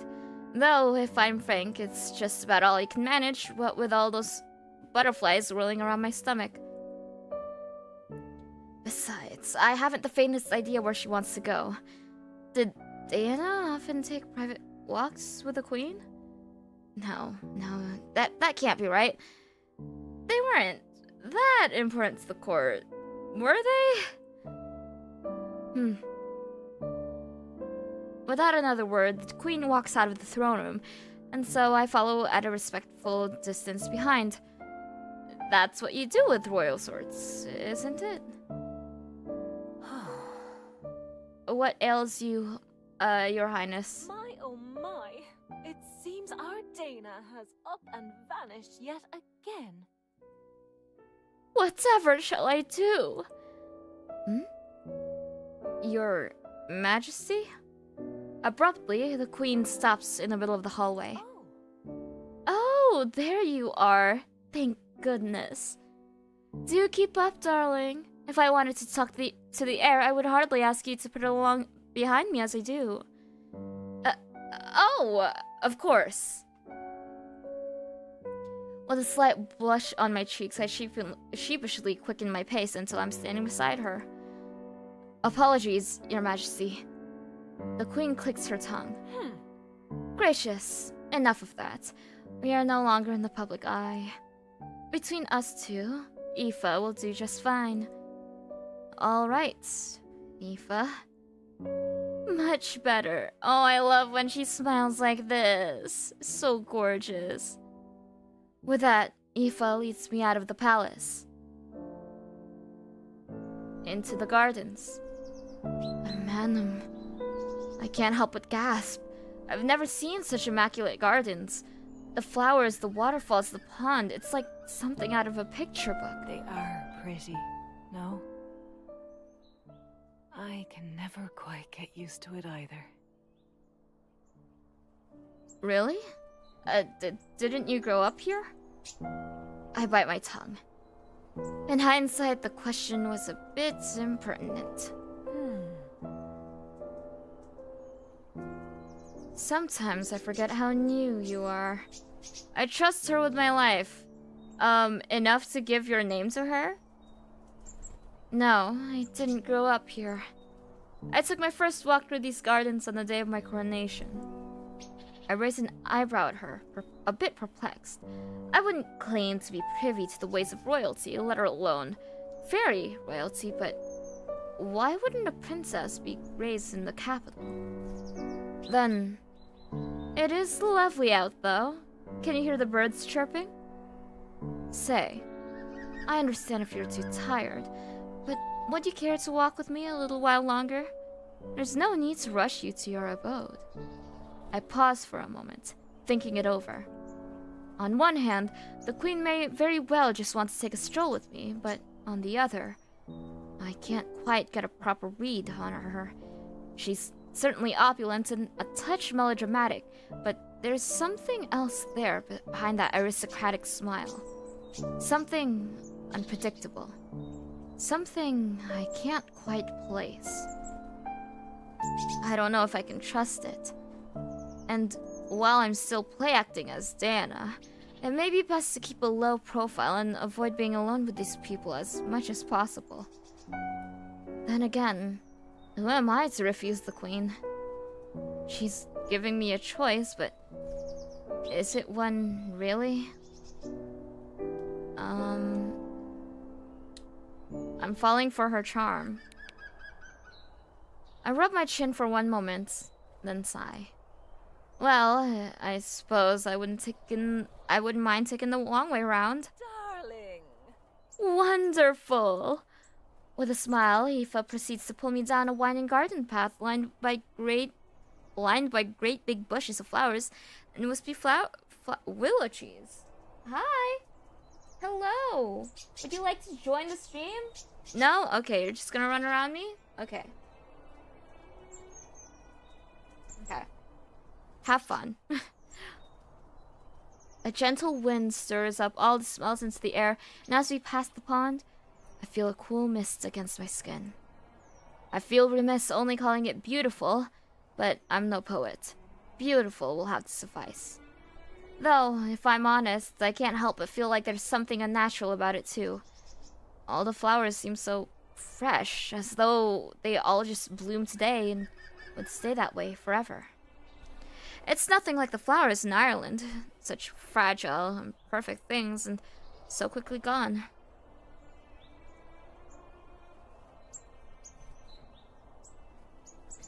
What are you thinking? I jump a little, jostled out of my thoughts by Aoife's question. As I go to meet her eye, I'm surprised by the way she's looking at me. It's almost sad, pitying, maybe? Thinking? Your expression seems very solemn. Feeling homesick? I swallow, feeling a little color leave my cheeks. Diana. The Druids are not the only ones familiar with... Ooh. Gia. Driocht. The Druids are not the only ones familiar with Driocht, you know. I squint, a little confused. I'm not sure I understand. It was not a particularly well-kept secret that you wished to leave us, Diana. And by your appearance, the change in your aura, you succeeded. You returned to Inishval. I take it was not quite what you were expecting, was it? Truthfully, I sympathize. You were not Tuatha Danann. This was not supposed to be your home. And sometimes longing for that which never was can be just as painful as longing for something lost. But I digress. Darling? I trust now that you've undergone this pilgrimage, you are here to stay. Yes?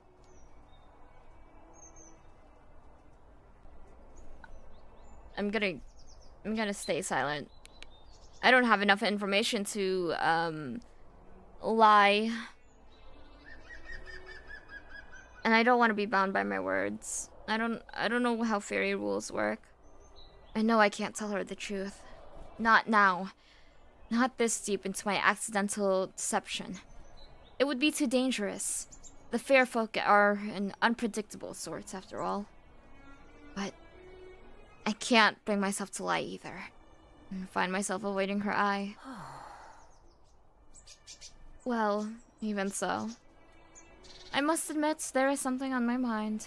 Something that I wanted to talk to you about, specifically. There is trouble in the air, Dana. More trouble than I'd care to entertain. I raise an eyebrow. How do you mean? This was before your time, but I imagine the Druids familiarized you with the War of the Courts well enough. It ended only 50 years ago. Half a lifetime to human, I suppose, but not to us. Frankly, by the way some talk of it, the war never really ended. It only paused. In any case, I don't expect you've heard the news, have you? I find myself fidgeting anxiously, even though I have no possible idea what she's on about. Guess not. Just as well. Aoife pauses for a long moment. Her gaze drifts out over the pond, pensively watching as a bevy of swans bathe themselves underneath the waterfall. Lugad, the traitor, is dead. Ordinarily, this would be cause for celebration. He was a miserable tyrant well past his due. If the gods had any sense in them, his soul would be left to wither and rot. But after the war ended, Lugad, Hold on, I already forgot. Guys, I'm bad. Lugad. Okay, Lugad. Lugad was left impotent and uninterested in furthering his ambitions. His son, however, is young and full of vigor. I see. So, what does that mean? It is too soon to be certain.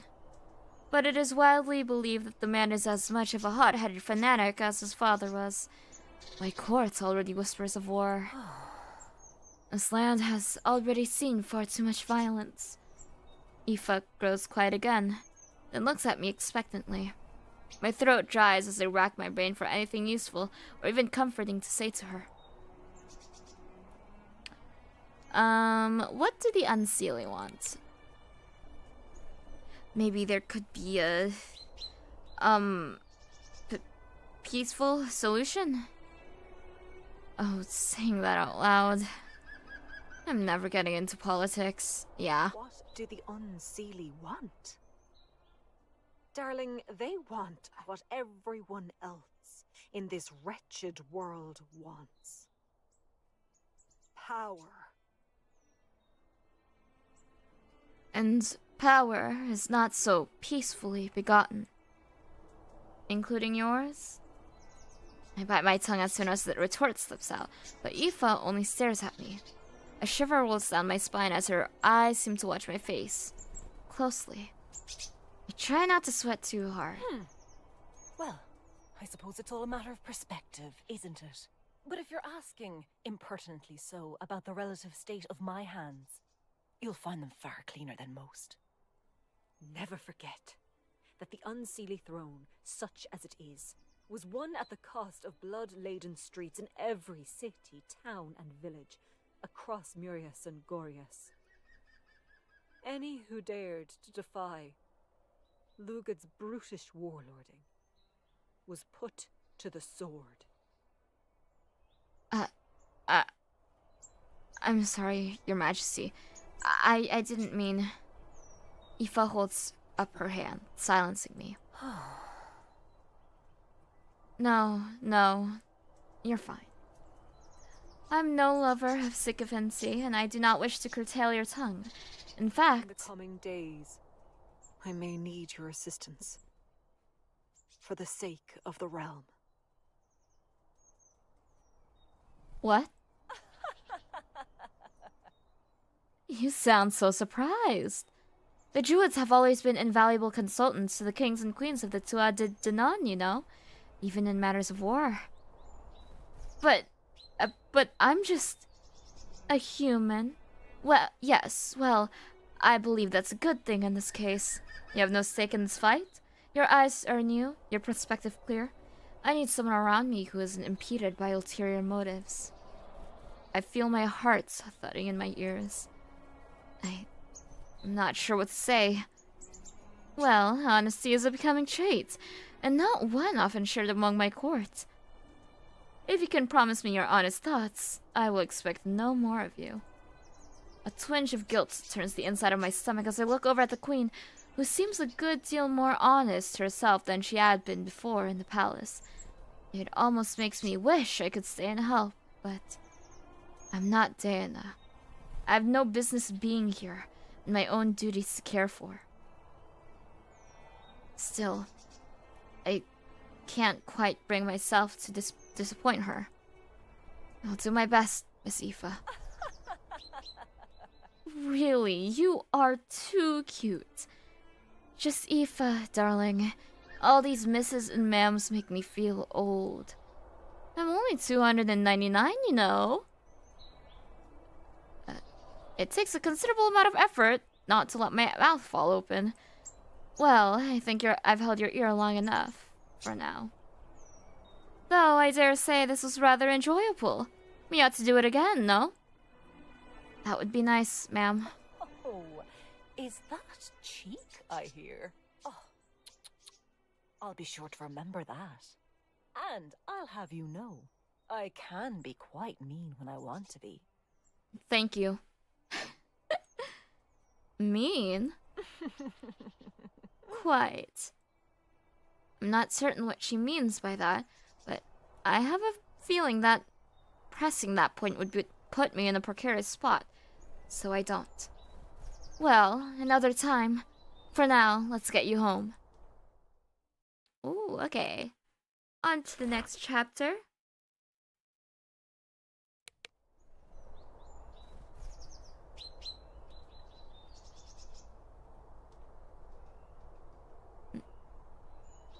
With a tentative silence now between us, Queen Aoife guides me through the gardens to a gate in the palace walls. At a glance, it seems to lead back into the forests. Strange. I wonder why Daoine's residents would be outside the palace grounds if they're in the employ of the queen. Do you have your key with you, darling? Oh. In a brief attempt to save face, I pat myself down as though I were searching for something I would usually have on me. No, sorry. I must have misplaced it. Oh, dear. Well, we shall have to remedy that. But no matter. I have one here. Aoife hums softly, after which she seemingly snatches a key from thin air. That is, unless I missed her digging around for a pocket in all those dress folds. Nevertheless, she's unlocked the gate before I can think on it much further. Ooh!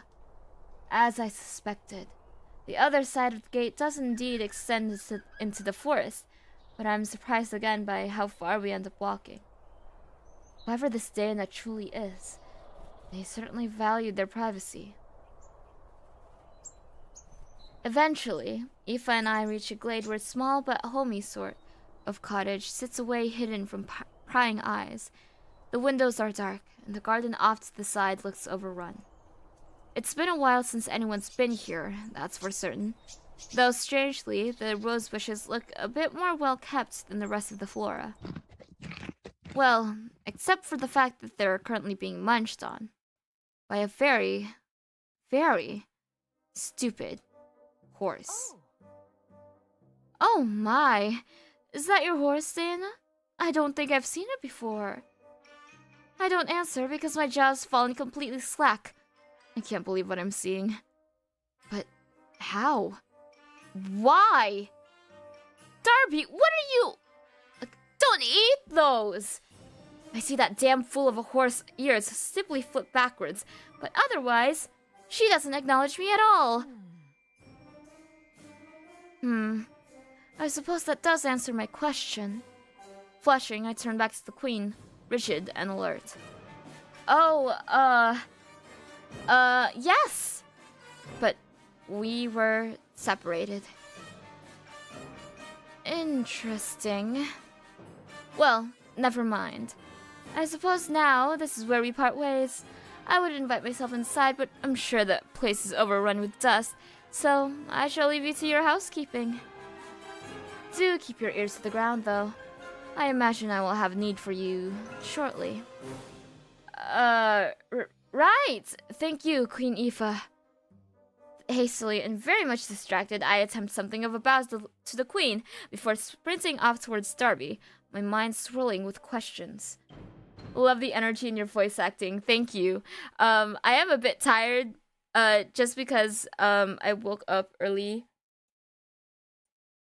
and slept a bit late, like a bit past midnight.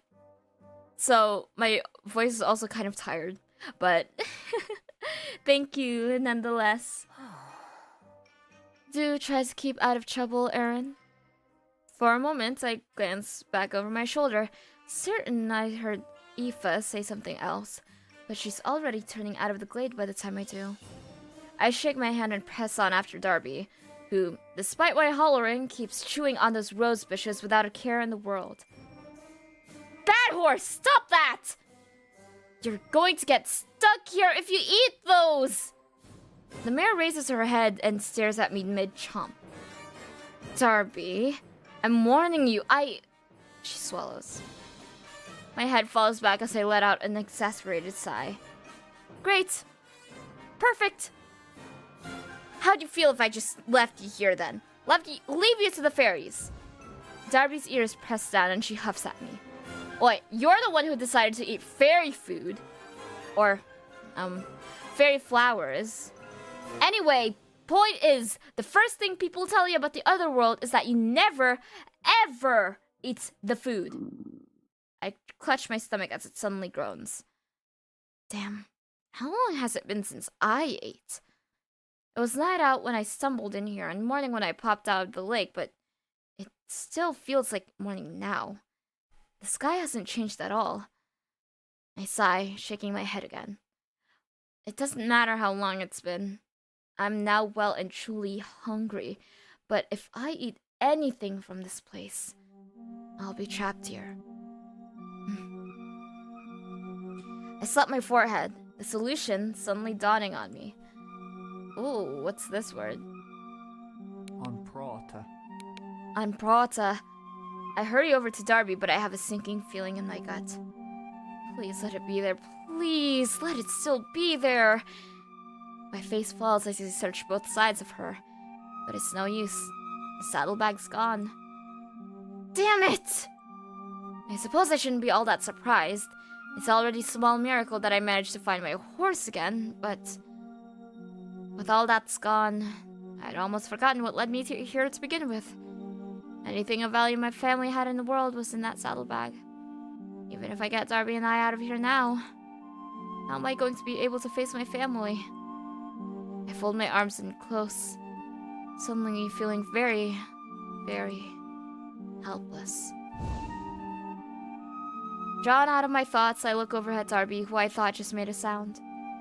But she's still just eating the flowers, not paying me any mind at all. I feel a slight chill run through me as another strange sound comes out of nowhere. Hurriedly, I turn around. Oh my god! Oh my god! And come to face to face with another horse. Why does it have goat eyes? The purple-maned beast is far larger than any horse I've ever seen, and it stares at me with such an intensity that I reflexively take a few steps back. Stranger still, though. Oh, daoine? Is that it can talk. A bead of sweat rolls down my forehead as I freeze, holding the creature's eye. Hello? Its gaze lingers on me a while longer, until abruptly the horse reels back and whinnies. Bewildered, I stand and watch as it turns and gallops off into the Sealy woods, with my saddlebag on its back? Hey! Get back here with that! I move without thinking, not willing to let this chance slip through my fingers. I have no idea why this other horse would have my saddlebag, but I can think about it later. I bolt over to Darby and swing into her saddle. Surprised, she immediately tries to throw me off my balance, but I hold firm with my knees and pull in her reins. Oh, not this time you don't. She acquiesces to my control and kicks off into a gallop at my command, tearing off into the woods behind the, horse thief. Of course, the other horse is a good deal faster than Darby and I, so I can only just see the tail end of it through all the woods. Still, I figure the damn thing has to come to a stop eventually, and when it does... Wait, where did it go? I reel in the reins, forcing Darby to come to a rather abrupt halt, of which she's none too pleased about. I ignore her grumpy whines of protest, though, as we have a more pressing concern now. Namely, not only has the horse we were chasing just up and vanished, but it's left some kind of white, shapeless void behind it. I stare, utterly perplexed as the void ebbs and flows. Looking down at the ground, I also notice a set of hooves leading into it. Initially, I hesitate. I have no idea what this thing is or why the other horse would have run through it, assuming that it intended to do that to begin with. Before I can really weigh my options, though, I see it begin to fade. Now left with a split-second decision, goddammit, one that could cost me that saddlebag forever, Oh, for Pete's sake. I spur Darby into the void. Here we are.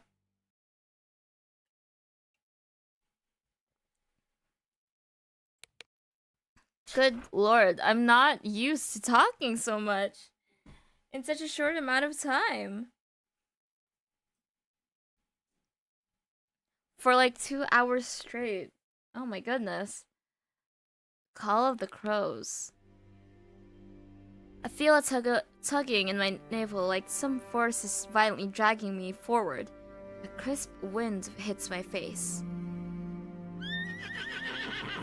Whoa now! Tugging in the reins, I call for Darby to stop so I can reorient myself. What in the hell? Wings of golden light illuminate through the canopy of the otherwise dark and foreboding forest, now absent of any features of spring. Nothing green remains. All the trees are painted in the cool autumn hues.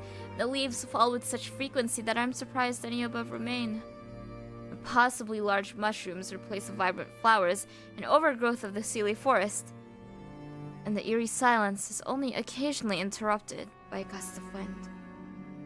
I shiver in the saddle as chilly air and the steady drizzle of rain quickly permeates through my clothes. Where am I? I'm assuming this is autumn. I look behind me for any signs of the void, the cottage, or the bright morning sunlight I left behind. But all I find is more of this damp air and darkness. I scan the forest floor for any tracks that might guide me, but the horse I was chasing seems to have simply vanished into thin air. Where could it have even gone? I search the canopy, but only find a few crows watching me from above. My mind swirls with confusion as I clench Darby's reins and turn her around in hopeless circles, as though that would somehow take me back to where I was. Oh, what was I thinking? I'm even more lost than I was before. I groan and throw my hands up in frustration, causing Darby to huff nervously and shift underneath me. Oh, sorry, Darby. I stroke her neck until she relaxes again. At least this time I'm not lost and alone. But what should I do? Just pick a direction and hope for the best? I have no idea where I am, much less how far I am from that lake now. Not to mention, given the sudden shift in the seasons, I can't help but fear the worst. That somehow, after running through that void, more time has passed than I can afford. Wait a second. The map from Shay's outpost! I rack my brain for as many details as I can remember. That city, Tamar, was in Phalius, right? Right. I pause, a realization coming to me. I remember that map called Phalius, the province of spring. At first, I thought it was a figure of speech, but maybe it wasn't. Could each province be stuck in season? That would explain all these changes. I keep going down this line of thinking. Since this place is autumn, it must be Murius, I think? I can't say for sure, but knowing I haven't somehow jumped forward in time makes me feel a little better about all this. If only I had that map with me, then maybe I could find my way to the border. Seems I don't have a choice here. If I don't get going or another, then I'm just going to sit here and shiver. Unfortunate mispronunciation. I'm like half lucid right now. Resigning myself to aimless wandering, Darby and I set off in search of any signs of civilization. Bird. Oh my god, wait. Do we get to meet them? As we approach a dirt road deeper into the forest, more crows begin to fly in and perch in on the canopy. The more the merrier, I suppose? But in the silence of the forest, the growing audience in the canopy is a little creepy. It really does feel like I'm being watched, and the increasing darkness of my surroundings doesn't help much either. An unsettling cacophony of crowing. Okay, actually, maybe it's very creepy. I urge Darby into a canter, and we hurry down the path, hoping to escape the uncanny atmosphere. Suppose she's coming for us still. Shut up, would ya? If she is, she'll be following the sound of your yellow bellion.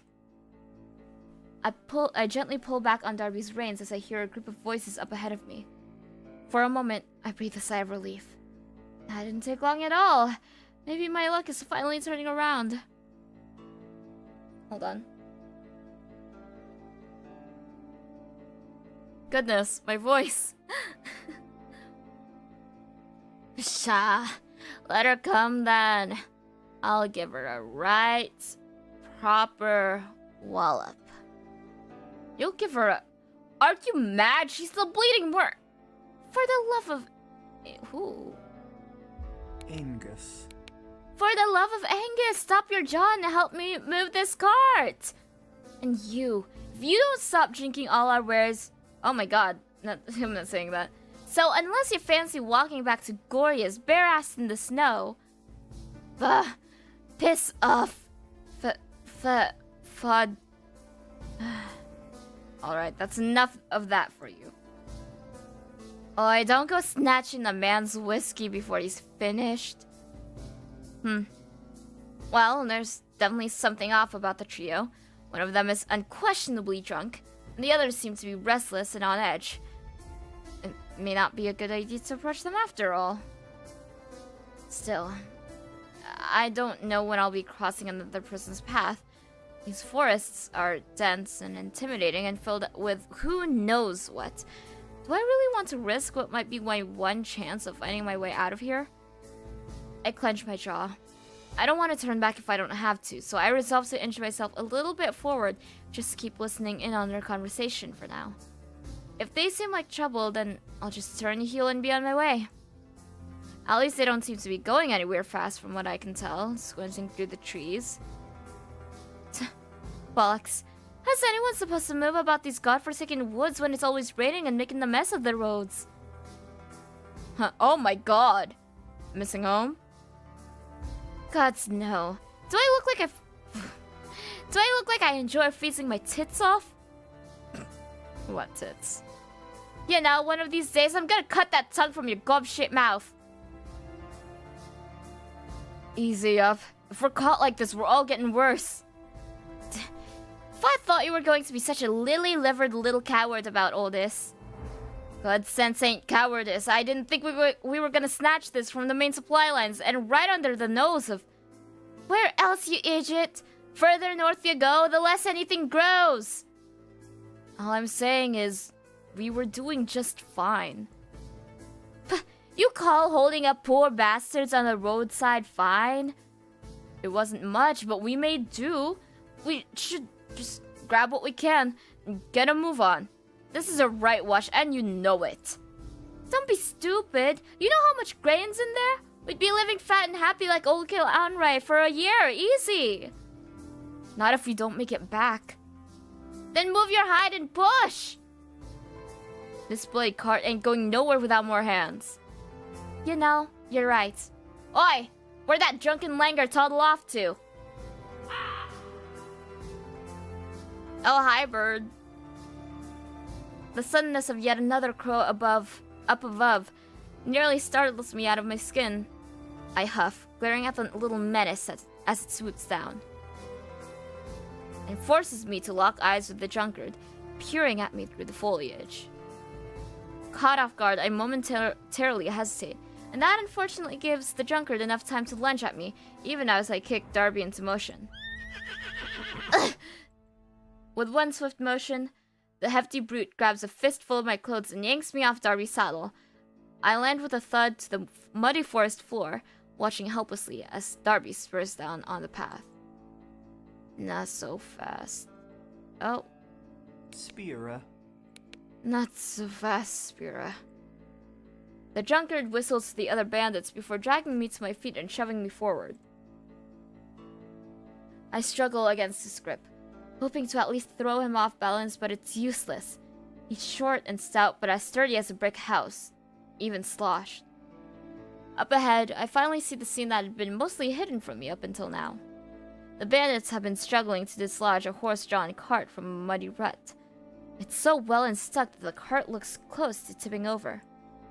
I can't see past the sheet covering the cart's contents, But if it's all grain, then there's no way their poor horse will be able to pull all that for long.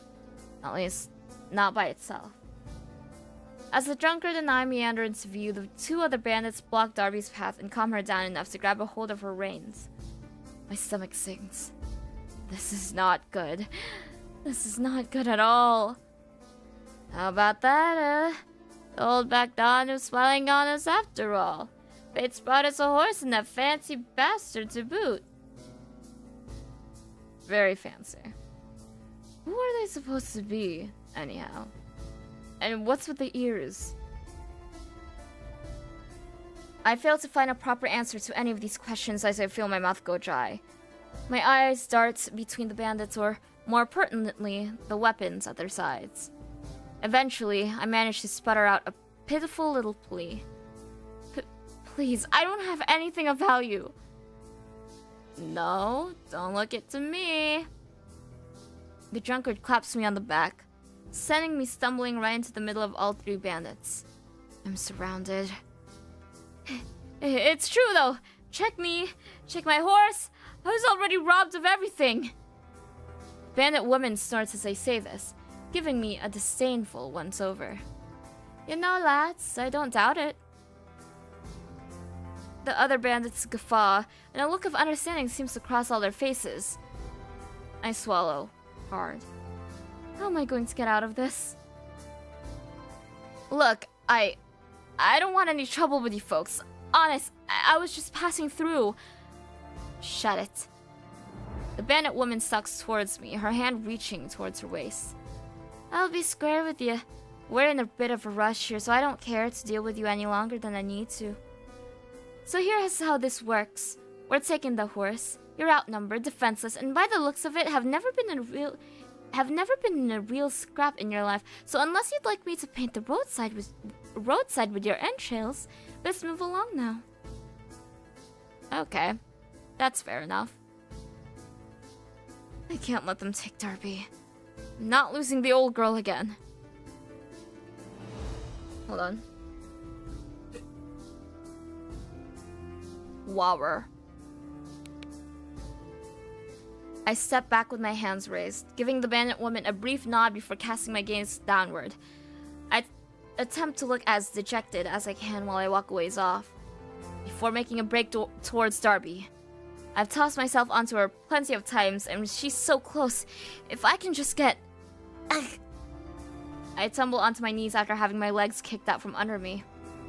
It takes me a moment to realize that before I realize that the bandit woman just up and tackled me. An even longer moment passes before I notice the sharp object digging in between my shoulder blades. Ow! Wrong way. Shit. I find myself completely frozen. Is this it? Is this how I meet my end? I suck in a breath through my teeth, awaiting the inevitable with my eyes squinted shut. Hi! Oh my god! I've been waiting for you! My eyes flash open again. I flip over and scramble onto my feet, realizing that the bandit had been wrenched off of me. Out of nowhere, a mysterious woman stands between me and my assailer. Her bronze sword glints in the evening light as she raises it to parry the bandit woman's dagger before kicking her square in the chest and knocking her onto the ground, breathless. Without sparing me a glance, the warrior woman lunged towards the other bandits. The nervous man fumbles as he retrieves his sword. The drunkard is unable to keep up with the warrior's unending onslaught through his inebriation. All I can do is watch my savior with awe as she dodges one man's sloppy swing before swiftly taking him down and then blocking the other's sword just as it comes at her. Oh my god! She effortlessly defends against both men though I suppose one being drunk doesn't hurt. A movement in my periphery catches my attention in time to see the bandit woman has crawled back to her feet, her dagger once again in hand. The warrior is engaged with the second man still and will never see her in time. Shut up. Okay. Behind you! I call out to the woman fighting the bandits, but I'm not sure if she can hear me over the fight. The bandit woman pauses mid-step when I do, and suddenly remembers that I'm here. She rushes over to me, the dagger held at the ready, but before I can even think to run... Huh? What the... Ow! Shit! Get away, stupid birds! My jaw drops as all the crows in the canopy dive bomb the bandit woman from above. She drops the knife almost instantly in an effort to swat the birds away, but she just ends up tripping over herself as she flails, panicked. It's a little disturbing, if I'm honest. She bundles up into a ball, hiding her face from the crow's beaks and talons, but they still tear through her back. Oh my god. Once the birds see fit to fly away, I can't help but creep towards her cautiously, despite the fact that she nearly killed me moments before. Is she? Did I? She's a little worse for wear, but alive. The woman is sheathing her sword as she approaches me. The other two bandits are both lying unconscious behind her. Thank you for giving me a heads up just then. Hi. Them too. Are you okay? They didn't injure you? I'm sorry I didn't get here faster. Thank you. I'm fine, mostly. Just a little shaken up. I've never been in a real fight before. Then I apologize again for dragging you into one. By the way, I'm maithe, commander of the Unseelie Sentinels. I've been trailing these bandits for a while now, after they stole some supplies being sent out of province. Let's see. Oh. Let me... Maeve Tridjur. Okay. Maeve Tridjur. She gestures over to the covered cart. Pleasure, Maeve. I'm a Seelie Court Druid. Mouth agape, I stare at her for a moment. Some small part of me had hoped that I might be able to escape this continuous identity crisis, but no such luck. Ooh. Milesian. As a Milesian, you're pretty conspicuous if you know what to look for. Not to mention the outfit gives you away. Not every day a member of the Seelie Court gets caught crossing this side of the border. Gets caught? I don't much like the sound of that. So, Druid, want to tell me what you're doing here? I shuffle a bit nervously, wondering if my answer could land me in trouble. Still, I don't really know enough about what's going on to lie. It's a very long story. For one, I'm not clear where here is. Maeve observes me for a moment, like she's trying to figure out if I'm being honest or not. Wordlessly, she turns to inspect the cart's contents.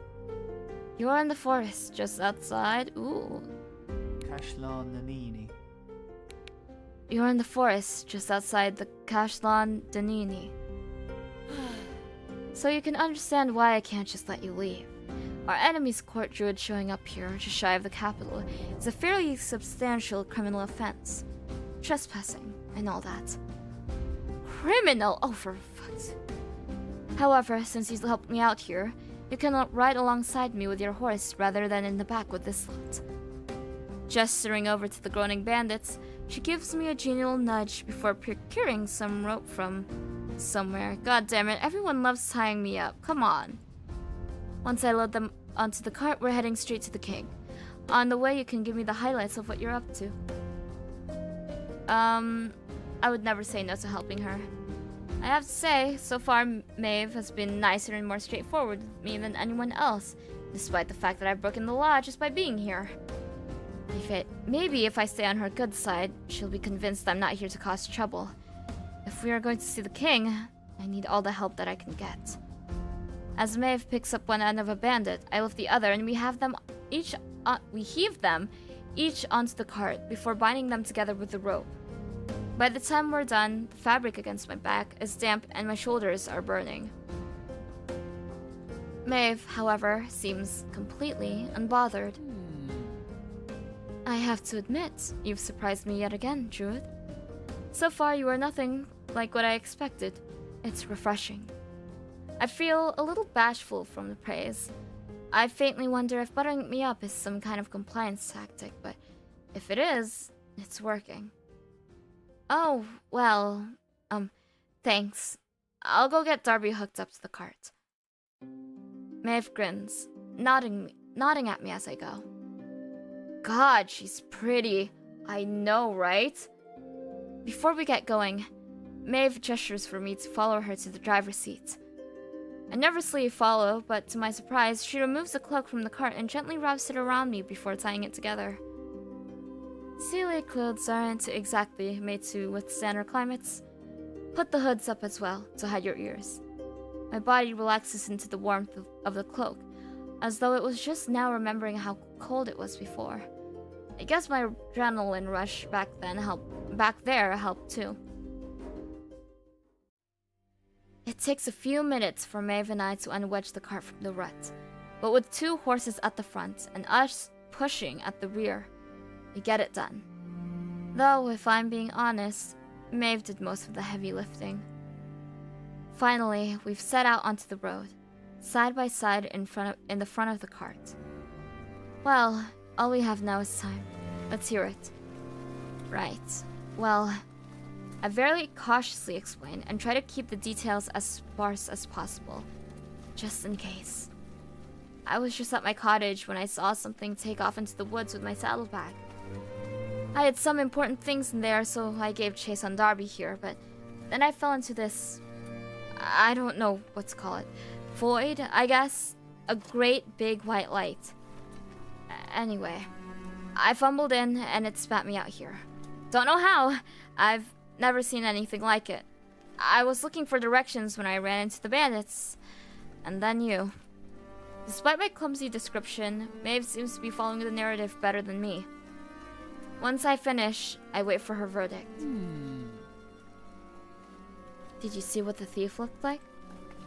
I hesitate. This may be the Tiernanog, but I don't exactly know how common literal horse thieves are, or whatever that thing was. It had purplish hair? Well, it was better than nothing. Unbelievable. Damn it. Of all the times, I'm going to make sure this time they don't get away with it. Pardon? Sorry, I just have a recurring pain in the arse to address. The good news for you is, I know who has your stuff. In fact, I think you do too. I sit up a little straighter. I do? Maeve heaves a long sigh, then looks at me warily. Oops. Well, we'll soon find out. It's only a suspicion for now. My stomach turns as I think about the possibility of interacting with yet another acquaintance of Dana's, but I feel a minor sense of relief as well. It's not much, but at least it's a lead.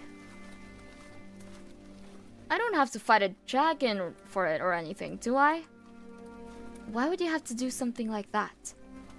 Sorry, it's just been a weird day. Or possibly longer. I can't really tell. So, who is it? And where can I find them?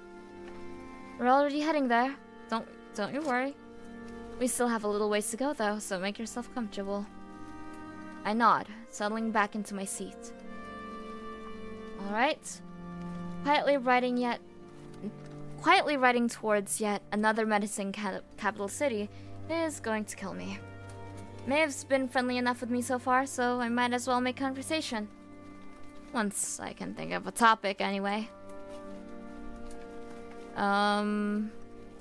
Is this a normal day for you? Chasing criminals through the woods and getting into life or death fights? Pretty much. That fight didn't look very life or death for you. True. But it might have been for the village this cart was headed to. Our lands aren't as fertile as the Sealies, so Gorius relies on a lot of imports from what farmlands we have here in Murius. It's not unusual for brigands to target the northern supply lines, though. They'll take their portion, then market the rest of it out to the very people it was originally going towards. Jack up the prices, and you've got yourself a good little scheme. A lucrative one, I should say. One that preys on the desperation of the powerless. There's no price a mother wouldn't pay to keep her babes from starving, as they say. Of course, the gangs never really take the mother starving into account. Oi! We're not in a bloody gang! Oh. Hyliak. Kaliak, so don't you go adding that to whatever finds. Maeve turns her head back slightly to glare at the bandit woman. She holds Maeve's steely expression for far longer than I would have, but eventually breaks. Maeve turns around again. No, you're not. You're petty thieves in the full extent of the word petty, and didn't care one lick what might have started if you've gotten away with this. So spare me the indignation. The state of your honor is not a matter of debate. With that, we all fall into an uncomfortable silence, and remain that way until we reach the city. As Maeve and I approach the end of the forest, we come to a cliffside with an imposing castle on its precipice, a storming lake to its back. Another oomph has arrived. At the castle. Here we are. That's the capital? It's now Tamer, but yes, the stronghold itself is home to about 200 people, with more folks in the surrounding villages. It's not the biggest castle the Unseelie took, but it was the last and the hardest fought. King Lugad felt it was necessary to make this place the last city before Spring, our capital. He was the sort of person to take symbolic gestures very seriously. Anyway, let's keep going. The castle town is much different than Tamer. The city feels slower, a bit emptier. I don't know what I expected, but it wasn't this. I guess I figured the king would be as ostentatious as Aoife. The buildings haven't been maintained very well either. Some of the shopkeepers are patching up walls rather than attending to their empty counters. In some senses, it reminds me more of home, but that's surprising in its own way. I must be wearing quite the expression, because Maeve starts talking. Doesn't look like much now, but it's a sight better than it was when we first started rebuilding. The war took a great toll on Moirai. Glorious too, of course, but the fighting and the destruction was always more intense in these parts. Between the Seelie's trade embargo keeping the gangs under control and restructuring how everyone gets fed, well, we just haven't had the time to... We just haven't had that time or resources to mend every roof. I lost my Maeve voice. Hi. The king hasn't been on the throne long either, but he has good plans in mind. We don't have much, but we're doing what we can, and it helps to know we're in this together. With time and cooperation, we might even be able to make this place better than before. There is a twinkle in her eye, and she casually looks over at me as she suggests it. Does she mean me? Or, well, Diana? Is that why she's being so genial? Am I being recruited? I find myself fidgeting with the cloak Maeve gave me. Is a Druid that influential? I can't help but to think what Aoife told me. Druids have always been invaluable consultants to the kings and queens of the Tuatha De Danann. But shouldn't that mean that the king has a Druid in his court too? If I ask, would that be considered rude? I know nothing. Maeve, can I ask a question about the Unseelie court? Of course, as long as it isn't state secrets. She gives me a wink that was cute, and I feel a little less anxious about asking. Does your court have a Druid? I just meant I haven't heard. Used to. Not at the moment, though. It's an important position. We need time to assess an appropriate candidate. I can only imagine. That's understandable. I hope you can get one soon. How congenial you are. As we continue through the city, I notice that most of the townspeople who spot Maeve come up to greet us. Oh, Maeve, won't you come by and stop sometime for a cup? Thank you. I'll come by sometime. Maeve, thanks for getting my lyre back. Next song is dedicated to you. If that's true, Killian, it better not be another one about tavern girls. Aye, Maeve, I've got something set aside for you now. Maeve pauses at the vendor's call. What do you say? You want to take a little detour with me? Whatever you say. I'm in no rush for another whale confrontation. Not to mention, Maeve isn't the worst company I've had so far. Excellent. We lead the cart over to the vendor who called out to us, and he pulls out a small brown bottle that's been sealed with red wax. Not too much trouble getting it? She handles the bottle gently, tucking it into her saddlebag with care before fishing out a few odd-looking coins. If they can even be called coins.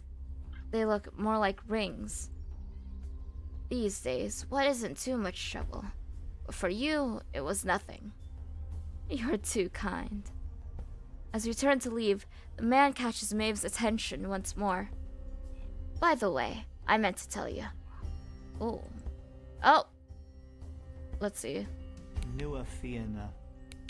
That old bandit gang, the Nua Fianna, is back around causing trouble. Thought you'd want to take care of it for the king does. I'll see what I can do. We head back towards the castle, but the atmosphere has changed. Maeve seems distracted by what the vendor said.